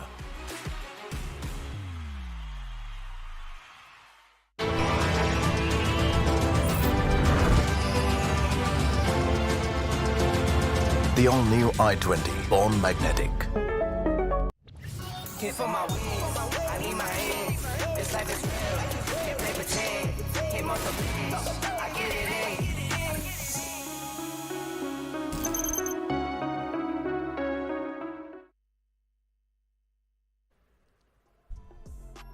Welcome back after the break, ladies and gentlemen, and we are up for a game, ladies and gentlemen, because so far what we saw on the map of Icebox has been one of the most interesting maps so far. We saw 2 aces being pulled off, from which one was a complete sheriff ace and the opponents had a Vandal, and then the other one was just an insane ace with the operator. But with that being said, Haven is still left, and this series is of course BO3, and as I said, Haven will be a map where both these teams will feel at home. But for now, it's our time to talk about the Icebox. And what do you think, Crips? What went wrong from OG? So there weren't any inherent problems that I can point at. It just seemed like MLT Esports finally woke up and they started to hit the shots which they weren't able to in Fracture. I guess it was just an issue of warm-up, but that's just really reducing it down. OG, I feel, were kind of conflicted in their approach because in certain aspects, whenever Aziz and Tesseract plays aggressively, they were able to get the kills. So on one hand, they want them to go forward, but on the other hand, whenever OG was able to get that man advantage and fall back, they weren't able to maintain it because all the area that OG were able to gather after that initial wave of aggression, Metal were able to recapture it because OG fell back, you know. So while Metal were lacking numbers in certain rounds, they were able to make up for it with the amount of information and map control they had. And again, that was only for a couple of rounds too. It came down to some heroic plays by Kakarot, some nice clutches by Ezzy, and even Jay for that matter.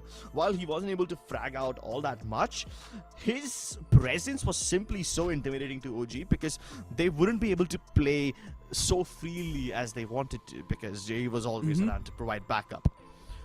And I just love what Kakarot did there too, right? He was always there on those lurks for his team. Kakarot overall as well, he was the man who was stepping things up inside the round if his other players weren't able to step things up. So overall, a consistent performance from Kakarot in that previous game, and he just definitely deserves to be the MVP of that previous map. But AZs, how can we forget this man? As we all know, inside the attacking side, when OG, things weren't really working out on the execute part, so OGs just started saying, all right, it's okay, we're just going to completely rely on our mechanics, on our aim, and they just sent AZs in the front, a man unleashed, and he was able to just stack those bodies on top of each other, and he got all those kills in his hands. If you do move on over to the graph as well, you can clearly see, I mean, it's sort of shaky on both the sides, but OG, they had a nice little leap sometime in the mid, but then later on, MLT Esports, they took the charge. Yeah, MLT Esports basically took the charge and took it consistently. So even though OG were making things a little difficult for them, at least MLT Esports never found them staring at the brutal end, the wrong end rather, of an eco. So yeah, they were somewhat shaky with regards to that, and especially in the second half, right? MLT Esports were able to win the first 6 rounds in that second half, and OG did not get anything, and that basically gave MLT Esports all the momentum they needed. It was a much closer game this time with MLT Esports, every single person stepping up in terms of first kill. It wasn't like there was one clear vindictive hero, right? In OG there was one clear hero, it was Aziz. I can't really point my finger on someone from the MLT Esports camp because everyone seemed to be pulling their weight equally.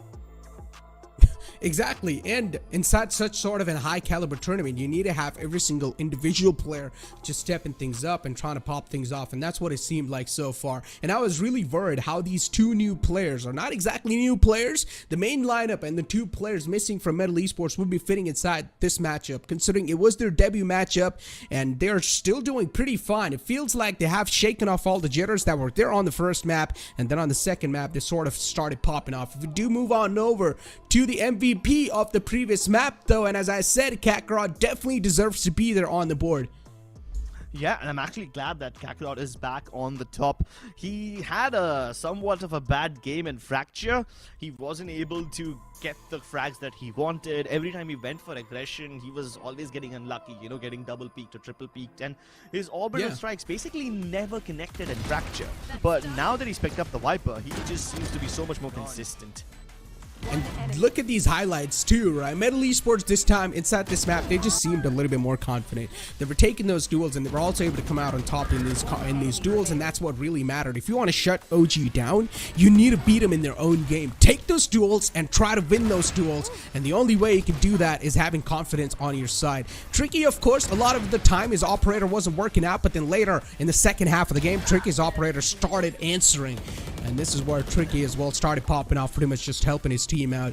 OG, they were really trying to rely heavily on the brute force, getting the side control in their hand, but MLT Esports always had a reply, it felt like. Yeah, unfortunately, OG, I can't really say the same for that. Sometimes the replies seem to be, Aziz, go kill. And he would kill. Even Tesseract would hit some nutty shots. Unfortunately, all of them make frags. Even Levi, for that matter. The most beautiful Sheriff ace that you'll see in this tournament so far.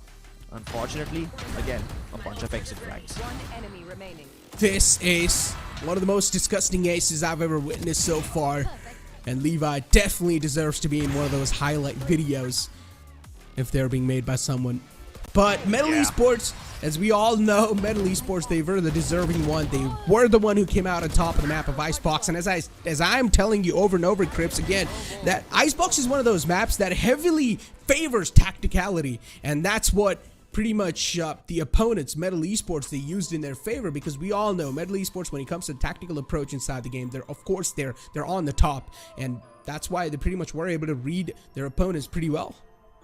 Yeah, they were able to read them pretty well, and more than reading their opponents, it was also more like dictating what's happening in the round, right? Because in the second half, we started seeing MLT Esports try to fiddle around with the tube area quite a lot more. They were able to not only bamboozle the Killjoy on OG quite often, but also kind of just make them bounce around the map so that he doesn't really have like one stable spot to sit down and anchor. And again, I mean, the decider map, as we all know, will be played on Haven, so we all are expecting a really close game. But if that goes complete one-sided, then of course it'll be a huge disappointment, because that's of course not something I want to see. I really want to see another close game, and I want to see an absolute entertainment, an absolute competitive game being put up for every single audience that's currently in the chat as well, Crips. Yeah, even I would like one heck of a game. Let's get to a short break, ladies and gentlemen. We need to cool down a little before we jump into a heated match. Hit for my wins, I need my ends. This life is real, can't play pretend. Came off the bench, I get it in.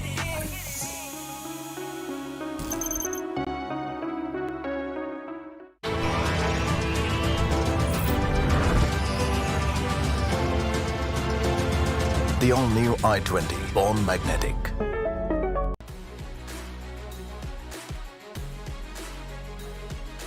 Making dreams come true and memories happier.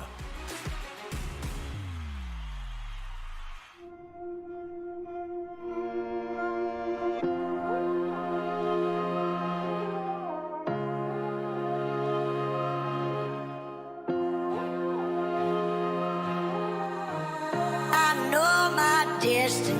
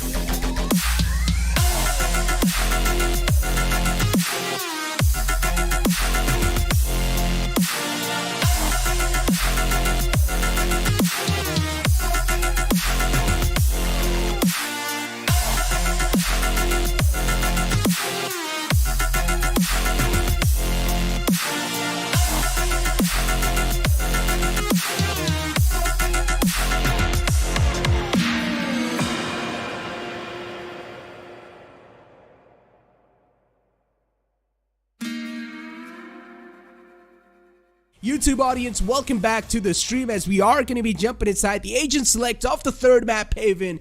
And if you do take a look at the agent select, it's going to be pretty much basic, nothing more interesting coming out, but this time Levi is going to go for an Astra instead of Omen. Okay, that's also pretty nice. As he's playing the Sky as always on Haven, he usually picks up this character whenever Haven is around. And he's an absolute demon on it, so whether it's Jet, whether it's Sky, he's gonna really roll on his opponents. But I'm glad that you brought up the ASTER army point, because when Orangutan faced ASTER army, Orangutan had a scoreline of 13-11. They win, but with a really, really close margin. And then, I mean, while we are comparing them with ASTER army, when ASTER army was facing MLT Esports, at that point in Haven, MLT Esports beat them 13-9. So they, I mean, one team, when you're facing the same team, and when you're facing the same opponent, ASTER army, one of them has 13-9, one of them has 13-11. So statistically, one might say that MLT Esports have a slightly higher chance of winning this map, but that's just really taking Mats to the edge. Let's see what happens. MLT Esports on defense, send the recon dart into its A lobby, but they don't really find anyone. The recon dart's getting destroyed, and Metal push out of A. Meanwhile, C is under attack by OG, and Ezzy doesn't really have any choice but to give it up. So the plot will go down without any hiccups. MLT Esports once again just playing this one really patiently, not really fighting for the site control. Instead, they're going to rely on this flank heavily. Levi's position's uncompromised. He's left unchecked, but this time he whiffs a couple of shots. But at the end of the day, he finds that kill, and that's all that matters. Levi is just trapped on the attacker spawn all by himself. He really needs to win those duels. He will be taken down, but it's not going to matter. The entire push is compromised. OG, they're able to stop him in their tracks, in MLT Esports, things aren't working out for them. Yeah, Orangutan really just doubled down on C long, and this is something that we saw quite a lot from MLT Esports in Icebox as well, you know. Even in Icebox, they were trying to retake the A site by going via attacking spawn quite often. And simply because MLT Esports prefer taking the backlines very often, OG, they left Levi towards the attacking spawn itself. As soon as he made first contact, he called for backup. The cavalry arrived on time, and OG crunched Metal before they could take control of C long. So that's really good.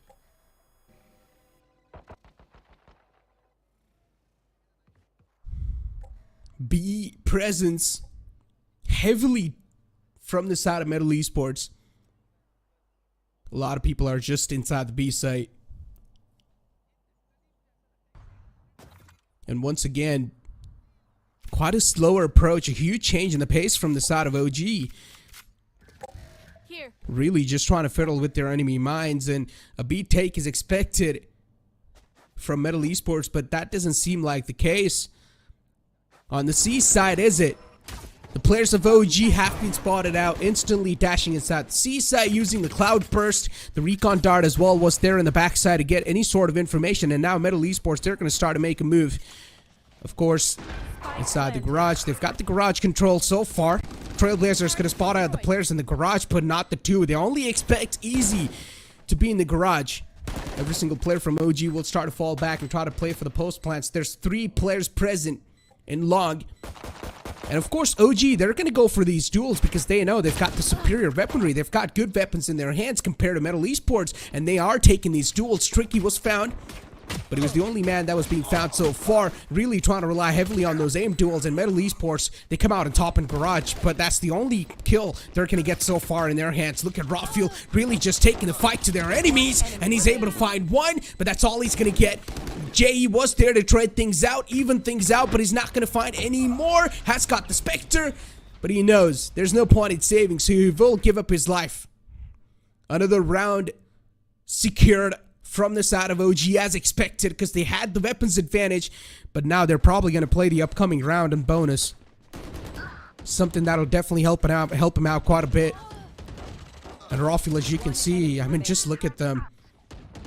Just OG able to just run through on this site, decimate every single player that stands in front of them because they've got the better weaponry. This is where their armor will be tested completely because now the opponents, they've got the better buy.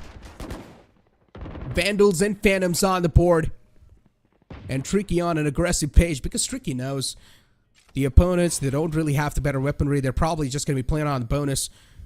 So MLT Esports really do want to take the fight to their opponents. Look at what Rafael has already been able to just punish or push all the way in the pocket.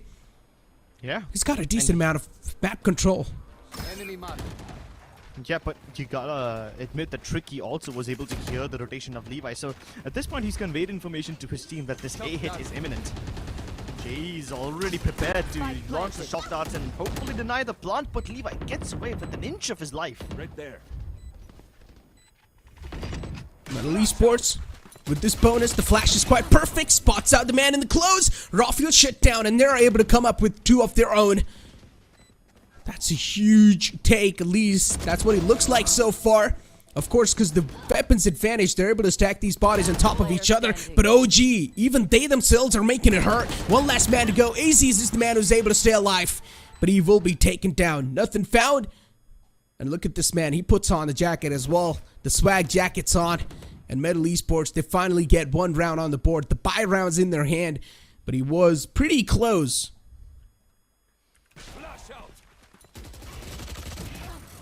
Well, there you have it, folks. As expected, bonus round not going in the favor of OG.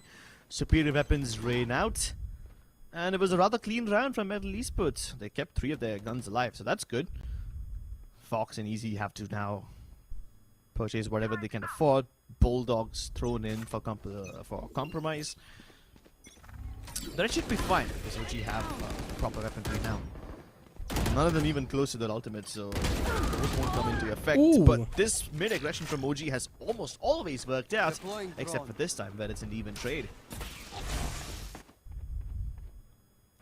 Shock darts invested. A hit coming in from OG. This time they're taking it quite quick. But JE will spot out the first man. At least he's taking down the duelist. The second one follows up as well. JE will need to face the Seekers, and as soon as the crosshair's on the Seekers, AZ peeks out. The timing's quite good. Levi will also get the plant down for his team. It's a 2-on-2 situation. The controller's still alive on both the sides. They will have some sort of visual denial utility, but look at what AZ is doing. It's completely unexpected. Are they going to expect Easy to be here? No, it's going to be the answer. Easy on the flank finds one. Quite a late presence from side of Easy on the B site. Yeah, Easy just basically throw a spanner in their works. They didn't expect him to be there. I like how OG tried to play super proactively by going ahead and trying to get out of throw MLT Esports off guard, but MLT are not gonna bite that bait. And now it's a 1v1. Mind games applied. A smoke that Kakarot has nothing to do with. He even tried to go in with a fake TP. And as he's just marking the spike. He knows where Kakarot was. Even if he TPs across, there's not too many places that he can get to. Oh. Now there's some And that's a heroic play from AZ's. A 4K to close things off, and also another round for his team. AZ's doing a phenomenal job so far. I mean, inside this entire series, he's one of those players that has been so consistent.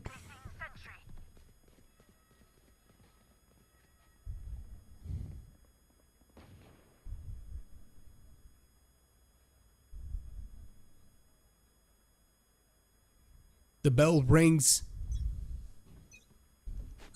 on the B site, and you all hear the sounds of it.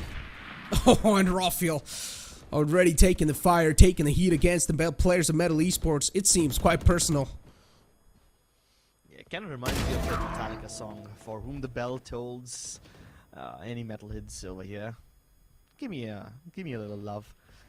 MLT Esports though. Their defense seems to be kind of scattered now. B is open. OG can exploit the gaps. And even OG are trying to be really careful. You know, they're aware that MLT have this eco, so they're just hoping they don't run into a trap or a stack of any sort. So that's why they're taking their sweet time. And now that C is empty, they're gonna go around, plant it nicely. Ahead. You even Recon have dart. Disract playing aggressively towards the B side, so in case anyone comes in from there, he acts like an early warning system, and as he has an idea. Oh! The flash was good, to be honest, but Yeah. Fox was a little too quick. The run and gun, of course, from Spectre. will be able to shut down AZs. AZs can't really do much, but it's still a 3-on-2 situation. OG, they do have the man advantage, and now with that, it's just stacked even more, and Antidote will just sweep them both up. Another round win for OG. They're running away with the lead now, and this is where you should call a tactical timeout. Yeah, if not now, then somewhere before the 6th round mark. I guess probably they will call it if the next round doesn't go in their favor, because you see, this round was just an eco round for MLT Esports, so OG can move fearlessly. They don't have to worry about too much. Of course, they need to measure every step they take in case MLT Esports have any traps or stacks in mind, but right now, if MLT Esports aren't able to do anything, then the tactical timeout will be needed. Plenty of ultimates available on either side, and okay, Kakarot. Now he sees the danger belt stoling, so he's gonna put up that smoke, hoping to push them back. Meanwhile, Antidote almost always showing some presence towards the B side, regardless of whether OG go there or not. Seeker's invested by Aziz, and they go in, clearing the site, clearing a path for them, pushing Easy back, and thereby clearing out C's side for OG. They can go in for the plant once more, but this time Antidote is playing a really cheeky position. That's such a good swamp grenade. And it also allows the entire lockdown to be placed down as well. I mean, yeah, Fox will get rid of the lockdown. Maybe not's going to be the answer, because Antidote's there to try and defend it. But Rafiel from the back takes the advantage of that entire chaos and finds a 3K for himself. The operator should be saved from Tricky, and that's why he falls back. Yeah, the entirety of OG just collapsed into garage as soon as MLT Esports try to focus on that lockdown. The aftershock's not going to be enough to break it because the lockdown now has increased HP, so they go in and try to break it with their guns, and in process of doing so, they lose focus off the game. They lose focus on the long run. All of OG just crunch them from Prince, from Defender Spawn. Oh my god. Trick is getting an awful lot of kills, but again, at least he's able to save the op, so something is better than nothing, you know? Even if MLT Esports aren't able to win the round, they will save the big gun. And now potentially a tactical timeout will come through. Yep, there you have it. It was desperately needed.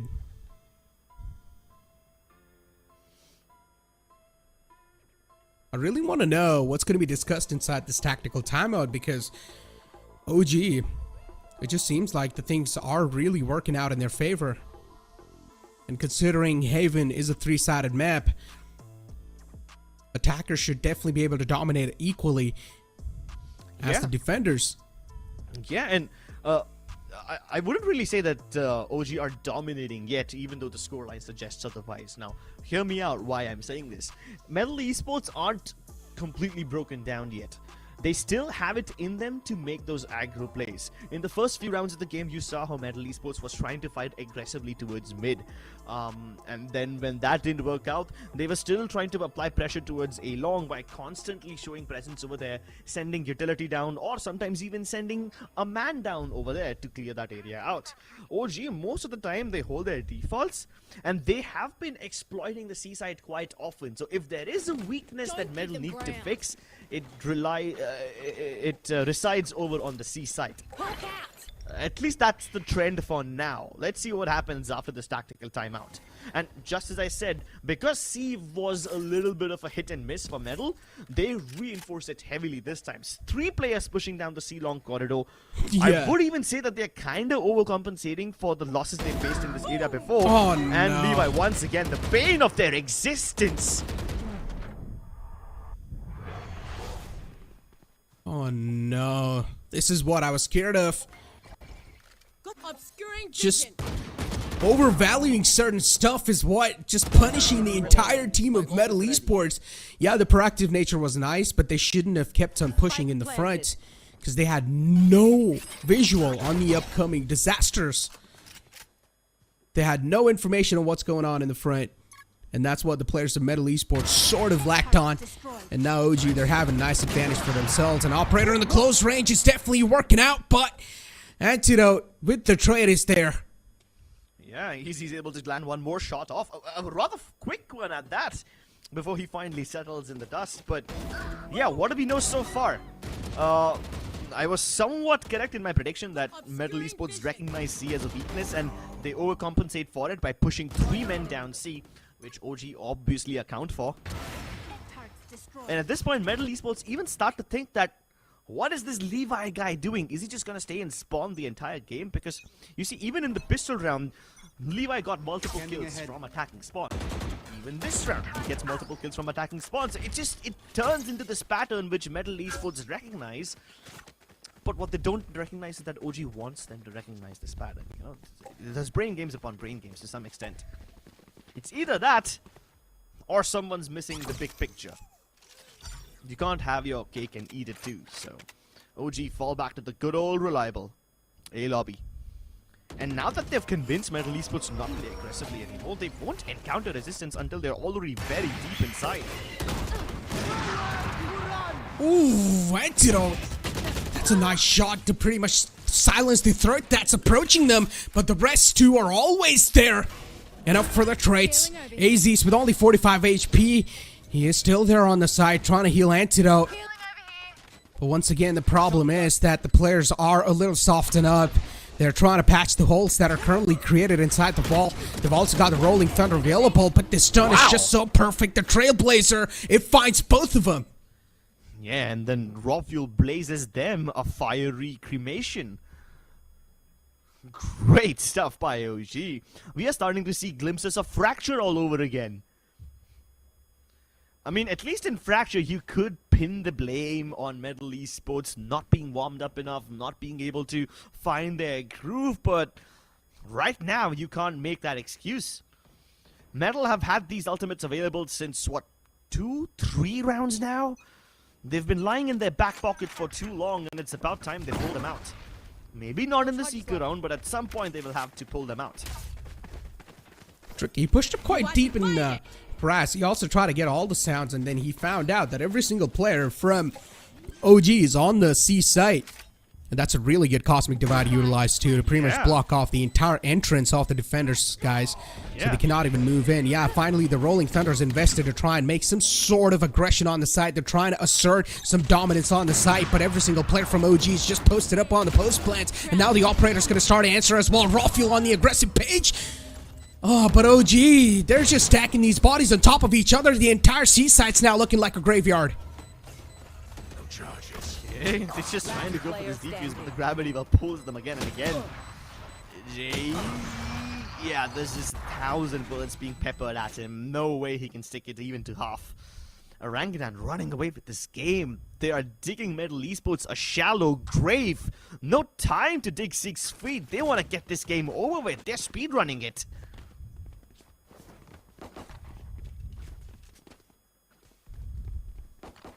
Oh boy.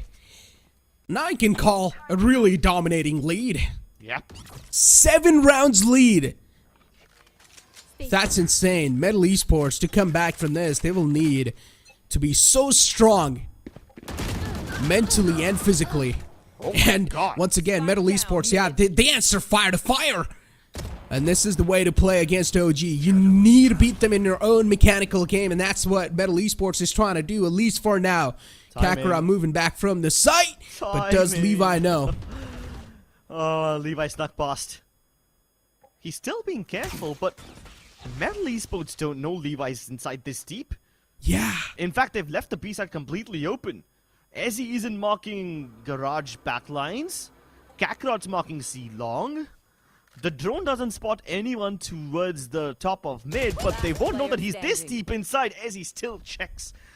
Still very patient. Yep, Levi sacrifices his life to buy Antidote some space, but now the captain has to step up and stand tall. Rise above the masses.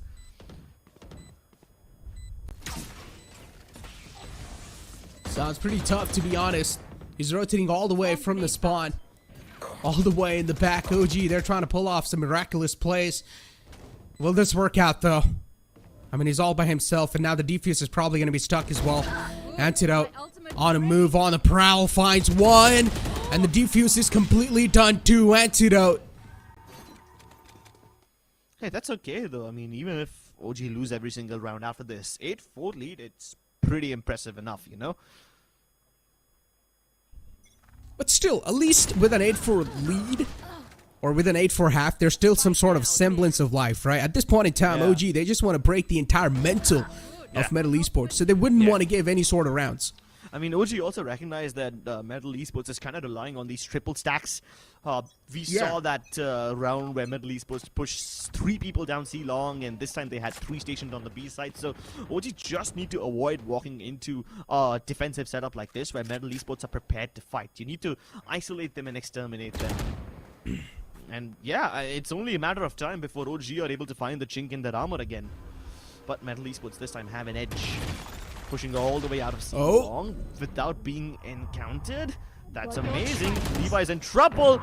TP play by Kakarot ends up getting him the kill, but at the cost of losing A.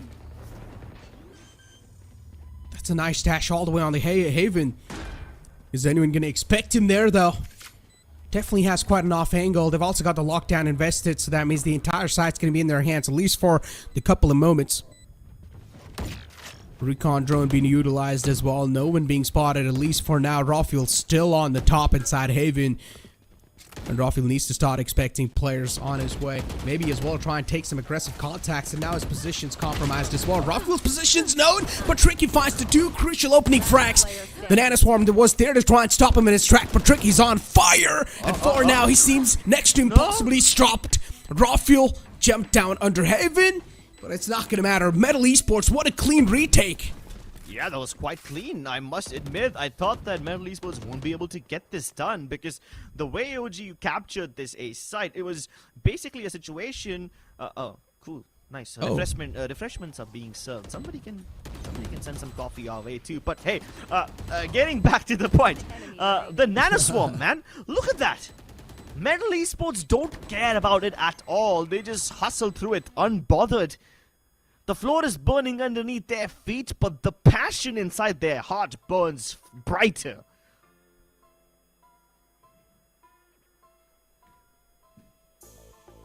And oh boy, look at this. I mean, we're seeing timeout from OG. So OG, they realize now MLT Esports, they're sort of trying to seal all the lead they've got so far in their hands.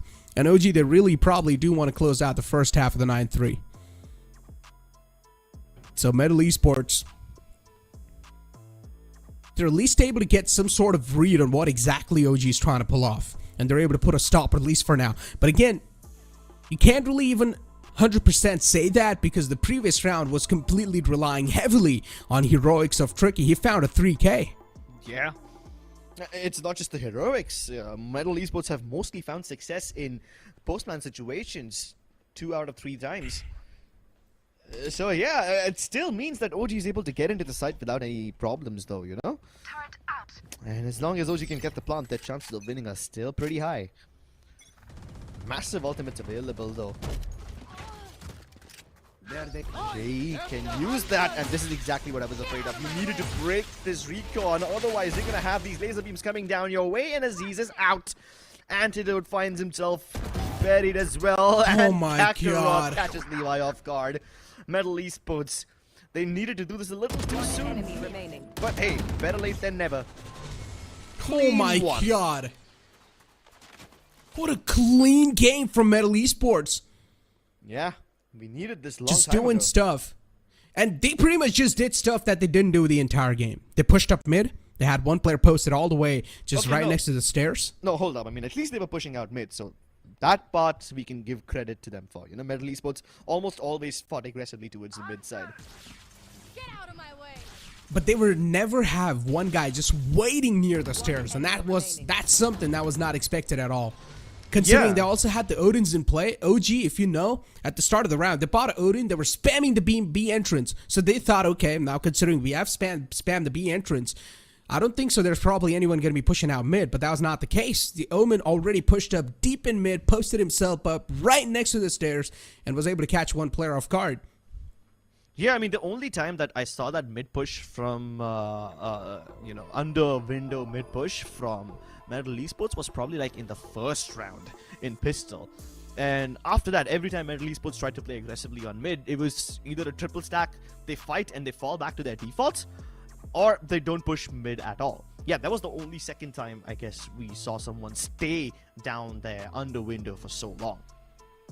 Yeah, I mean, Exactly, as you said. Of course, the patience was there. And once again, MLT Esports, as we all know, they're one of those teams that will 100% rely on those tactical natures, right? On the other hand, OG, they're always, as you mentioned as well, that they're able to get inside the side. They're able to sustain the side as well for a while. But inside the post-plant situations, they aren't really able to know where exactly the entries will be done from MLT Esports, because MLT Esports, they're always able to fiddle with the enemy's mind quite well. And considering now in the second half, MLT Esports will get the chance to go on the attacking side, they will have, or they will at least have more chance to try and play with the opponent's mind. But with that being said, it's also our time to push to a short break, because we will be back with the second half. Hit for my wins, I need my hands. This life is real, can't play pretend. Hit multiple wins, I get it in.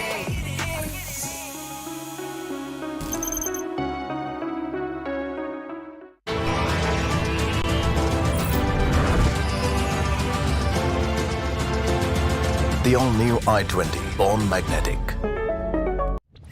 Hit for my wins, I need my hands. This life is real, can't play pretend. Hit multiple wins, I get it in.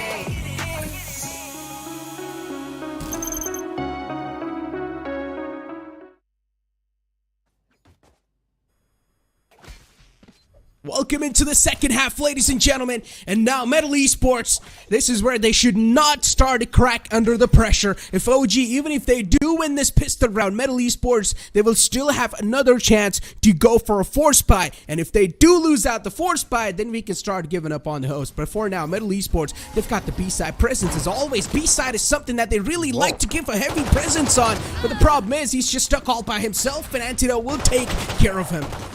Antidote taking care of Tricky. Aziz was playing anti-flash and he goes unchecked, but he's racking up a kill feed for himself. The shotgun finally puts him under. And JE, all by himself now on the C side. He's on his way slowly and steadily. And he's got the window control. He knows the spike is just stuck there. But the problem is that he doesn't exactly know where the opponents have positioned themselves. Levi and Tesseract, both these players are just playing off of each other. And they're also trying to throw some mind games in. JE not going to expect both of them to be there. And Levi shuts him down. Well played from OG. That little rotation that they pulled off in the end, Levi did not expect, because Levi just cleared the C side and moved on over towards the garage. And he was probably expecting that both those players are going to be holding down the spike. But that was not the case. OG, they themselves are trying to bring some tacticality inside the game and also some mind games. But as I said, MLT Esports on the attacking side will have another chance to fiddle with their enemy's mind even more compared to what they were doing on the defensive half. And as I said, there might just be a high chance where MLT Esports will probably try to pull off those force buys, but that's not the case yet. They're only relying on those sheriffs so far, and Tesseract. He's just collecting these kills. These eco frags are looking way too tasty for Tesseract. One more to go near A main, and he should be sniffed out soon enough, but no's going to be the answer.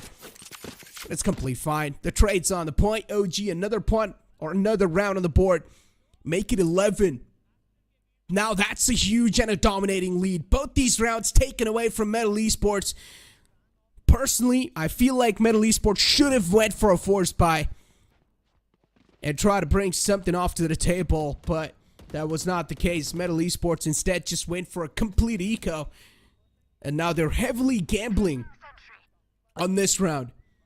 OG with 10 rounds, but if OG secures this bonus round as well in their hands, it will be 11. And that's scoreline, of course, will start making the players of MLT Esports uncomfortable. Definitely will be quite discomforting.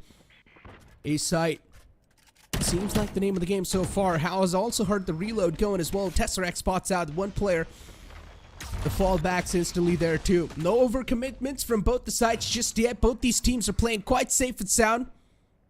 They don't want to give away any bodies just that easily. Rawfield's positioned himself in a nice pocket outside A short. The Hunter's Fury being utilized. They really just want to punish these choke points with the Hunter's Fury, but that doesn't seem the case so far because OG, they just line them up like it's nothing. They're making it look so easy. And considering MLT Esports, that was their buy round 2. Now their economy is going to be in shambles once again. And MLT Esports, with that round, all their hopes and dreams are going to start to fall down. Oh, this Hunter's Fury was just so good. Now, a lot of people will start to doubt me and say that there was nothing so surprising in the Hunter's Fury. He didn't find any sort of value with that Hunter's Fury. But you guys need to understand, he tried to pretty much choke them in those choke points with that Hunter's Fury. We all know A-short area is quite thin. For Hunter's Fury to find any sort of enemies, that's quite easy. And that Hunter's Fury sort of plays with their enemies' heads too. So that was a really good investment from OG. A good read too. And now MLT Esports, they're starting to get desperate because they've lost out on the rounds. And MLT Esports really do want these upcoming rounds in their hands as well. As there are, of course, traits on the board, but now it's favoring the players of OG. It's a 2-on-4 situation. Make that the one last man alive. The final glimmer for the burning torch in the dark is JE with a bulldog in the hand. And he's got dreams to fulfill for his team. Oh, this dream will quickly turn into a nightmare given the amount of security present on this fight. It's being guarded heavily. Oh my god. And he doesn't even get close. Raw fuel pulling out all stops, holding nothing back.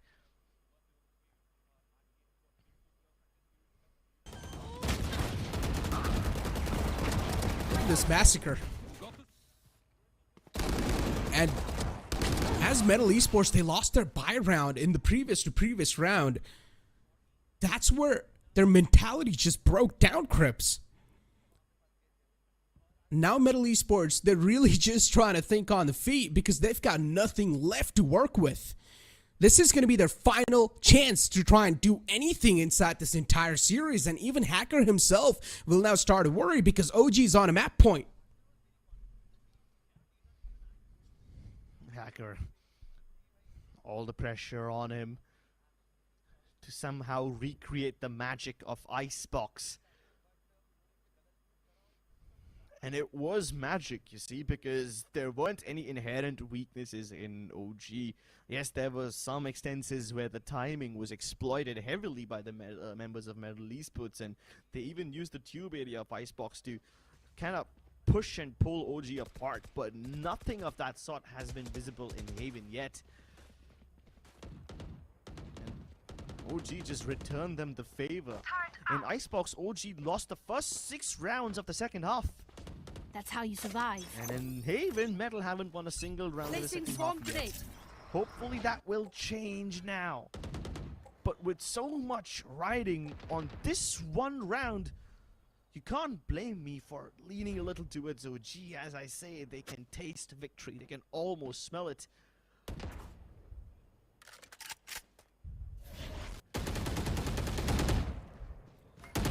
Speak of smelling it, MLT Esports. Oh boy, I mean, whatever they've been trying to pull off so far on the attacking half, things really haven't been working out in their hands. And OG, they're just really shining in these duels. These aim battles are just favoring OG over and over again. But yeah, this time at least the equalizer was there as well. So for now, Metal, they at least do have the equal amount of chance to win this round. Revealing At area. least, but do go towards the A side. I'm kind of worried about it. Tesseract fighting is Down. Revealing unfortunate, area. as he almost There had they it. are. And now he can smoke the recons. Perfect. He even reveals Tricky in the process and antidote to clinch it. Orangutan make the comeback happen. They suffered a little in the previous game, but they are back in form. On top of their groove.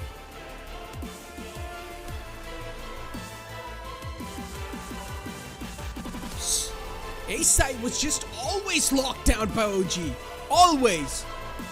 They played the defense so well on the A-side. It was never given away from them. Even inside the buy round, which they invested or which they gambled so much on, the Hunter's Fury was just utilized so perfectly on those choke points. Because we all know, if you want to make it inside the A-side, you will have to go through those choke points. And both the entrances on the A-side are quite narrow. So Hunter's Fury was at its prime. Even if it didn't find any sort of contacts or connections, it still did its job. Sort of put the fear in the opponent's minds.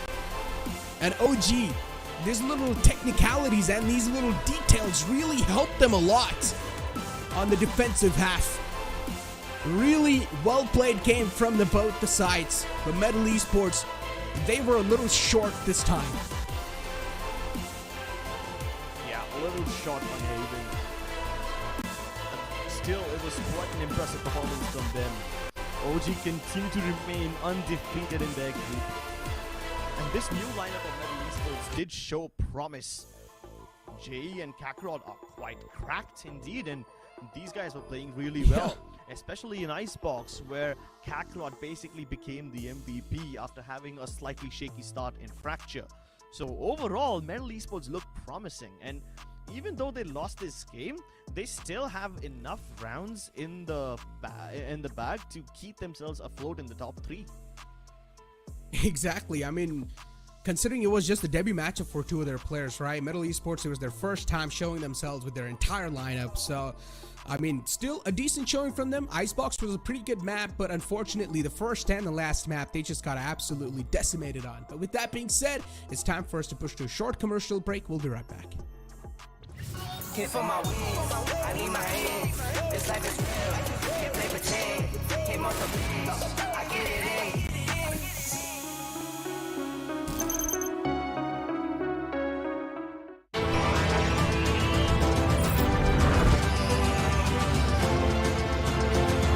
The all-new i20 Born Magnetic.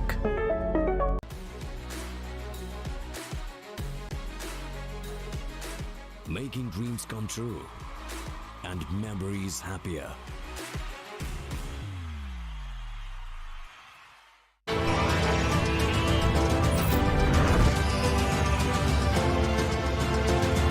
The all-new i20 Born Magnetic. Hit for my wins, I need my hands. This life is real, can't play pretend. Hit most of it, I get it in.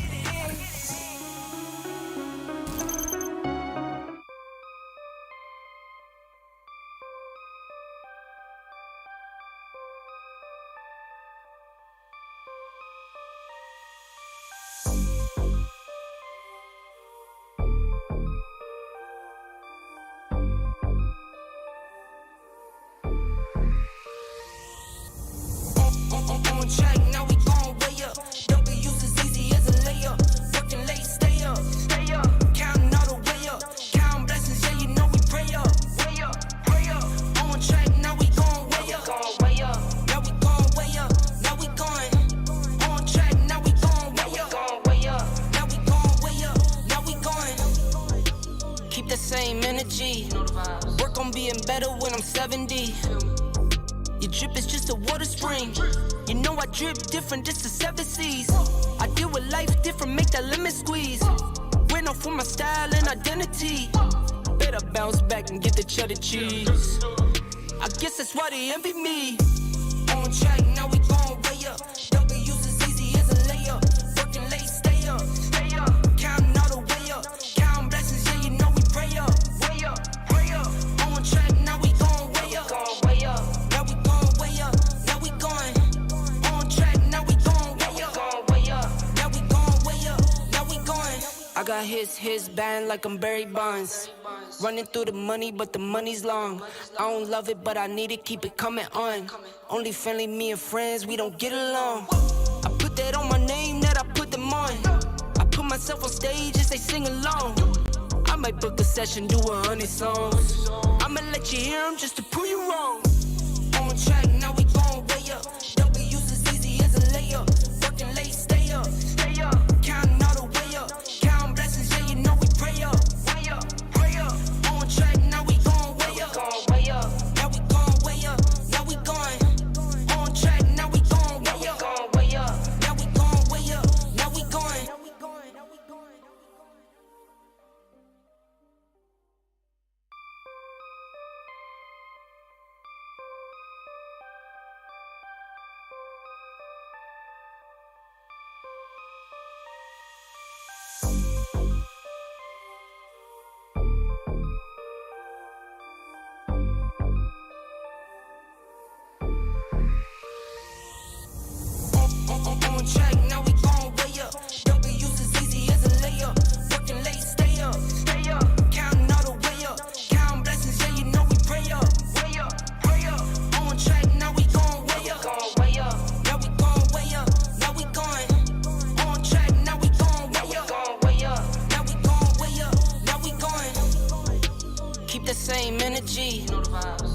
being better when I'm 70. Your drip is just a water spring. You know I drip different, just the 7 C's. I deal with life different, make that limit squeeze. Went off for my style and identity. Better bounce back and get the cheddar cheese. I guess that's why they envy me. On track, now we going way up. W's as easy as a layup. Working late, stay up, stay up. Counting all the way up. Counting blessings, yeah, you know we pray up. Way up, pray up. On track, now we going way up. Way up. Now we going way up. Now we going. On track, now we going way up. Way up. Now we going way up. Now we going. I got his band like I'm Barry Bonds. Running through the money, but the money's long. I don't love it, but I need it, keep it coming on. Only friendly, me and friends, we don't get along. I put that on my name, that I put them on. I put myself on stage as they sing along. I might book a session, do 100 songs. I'ma let you hear them just to prove you wrong. On track, now we going way up. W's as easy as a layup. Working late, stay up, stay up. Counting all the way up. Counting blessings, yeah, you know we pray up. Way up, pray up. On track, now we going way up. Way up. Now we going way up. Now we going. On track, now we going way up. Way up. Now we going way up. Now we going.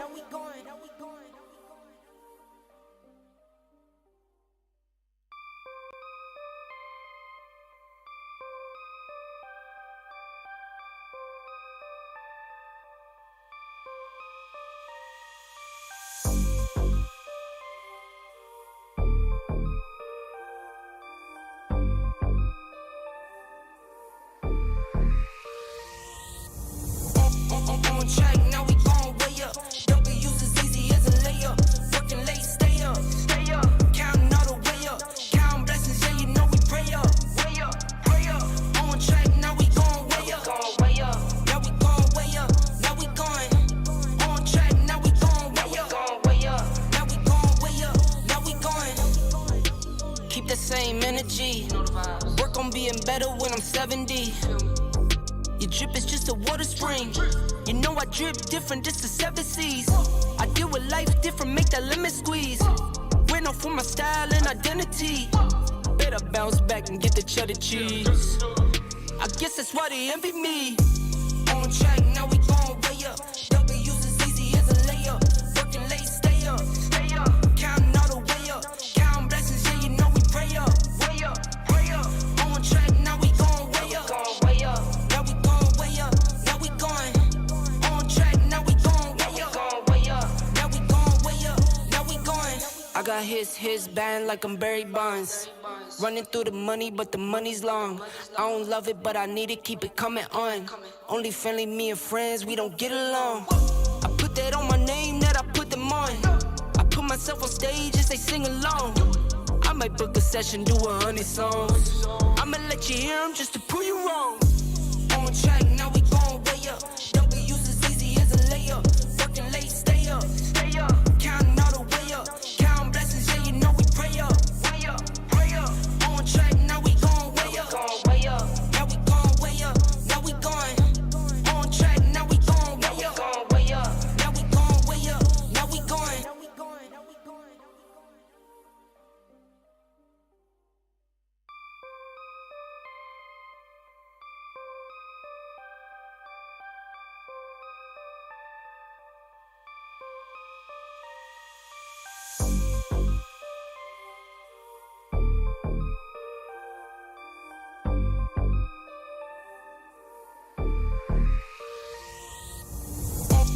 On track, now we going way up. W's as easy as a layup. Working late, stay up, stay up. Counting all the way up. Counting blessings, yeah, you know we pray up. Way up, pray up. On track, now we going way up. Way up. Now we going way up. Now we going. On track, now we going way up. Way up. Now we going way up. Now we going. Keep the same energy. Work on being better when I'm 70. Your drip is just a water spring. You know I drip different, just the 7 C's. I deal with life different, make that lemon squeeze. Went off for my style and identity. Better bounce back and get the cheddar cheese. I guess that's why they envy me. On track, now we going way up. W's as easy as a layup. Working late, stay up, stay up. Counting all the way up. Counting blessings, yeah, you know we pray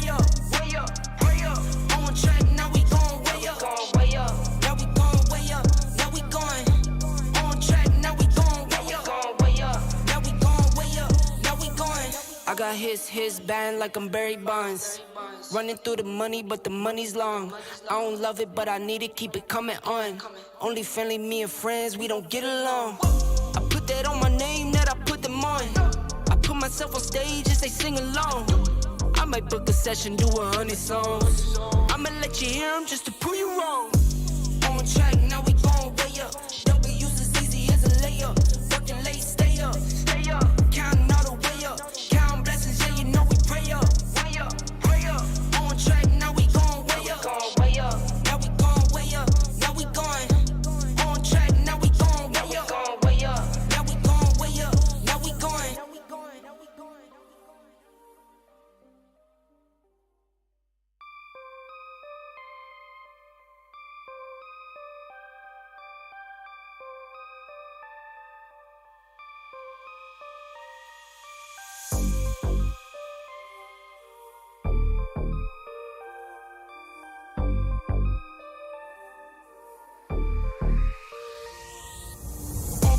On track, now we gon' way up. W's as easy as a layup. Working late, stay up. Counting all the way up. Counting blessings, yeah, you know we pray up. Pray up. On track, now we gon' way up. Now we gon' way up. Now we going. On track, now we gon' way up. Now we gon' way up. Now we going. Keep the same energy. Work on being better when I'm 70. Your drip is just a water spring. You know I drip different, just the 7 C's. I deal with life different, make that lemon squeeze. Went off for my style and identity. Better bounce back and get the cheddar cheese. I guess that's why they envy me. On track, now we gon' way up. W's as easy as a layup. Working late, stay up. Counting all the way up. Counting blessings, yeah, you know we pray up. Pray up. On track, now we gon' way up. Now we gon' way up. Now we going. On track, now we gon' way up. Now we gon' way up. Now we going. I got his band like I'm Barry Bonds. Running through the money, but the money's long. I don't love it, but I need it, keep it coming on. Only friendly, me and friends, we don't get along. I put that on my name, that I put them on. I put myself on stage as they sing along. I might book a session, do 100 songs. I'ma let you hear them just to prove you wrong. On track, now we gon' way up. W's as easy as a layup. Working late, stay up. Counting all the way up. Counting blessings, yeah, you know we pray up. Pray up. On track, now we gon' way up. Now we gon' way up. Now we going. On track, now we gon' way up. Now we gon' way up. Now we going.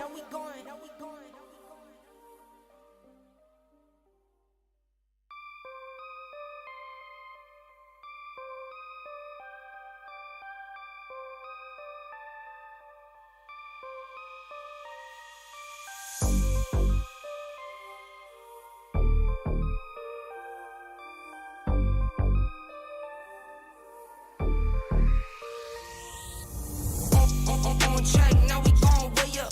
W's as easy as a layup. Working late, stay up. Counting all the way up. Counting blessings, yeah, you know we pray up. Pray up. On track, now we gon' way up. Now we gon' way up. Now we going. On track, now we gon' way up. Now we gon' way up. Now we going. Keep the same energy. Work on being better when I'm 70.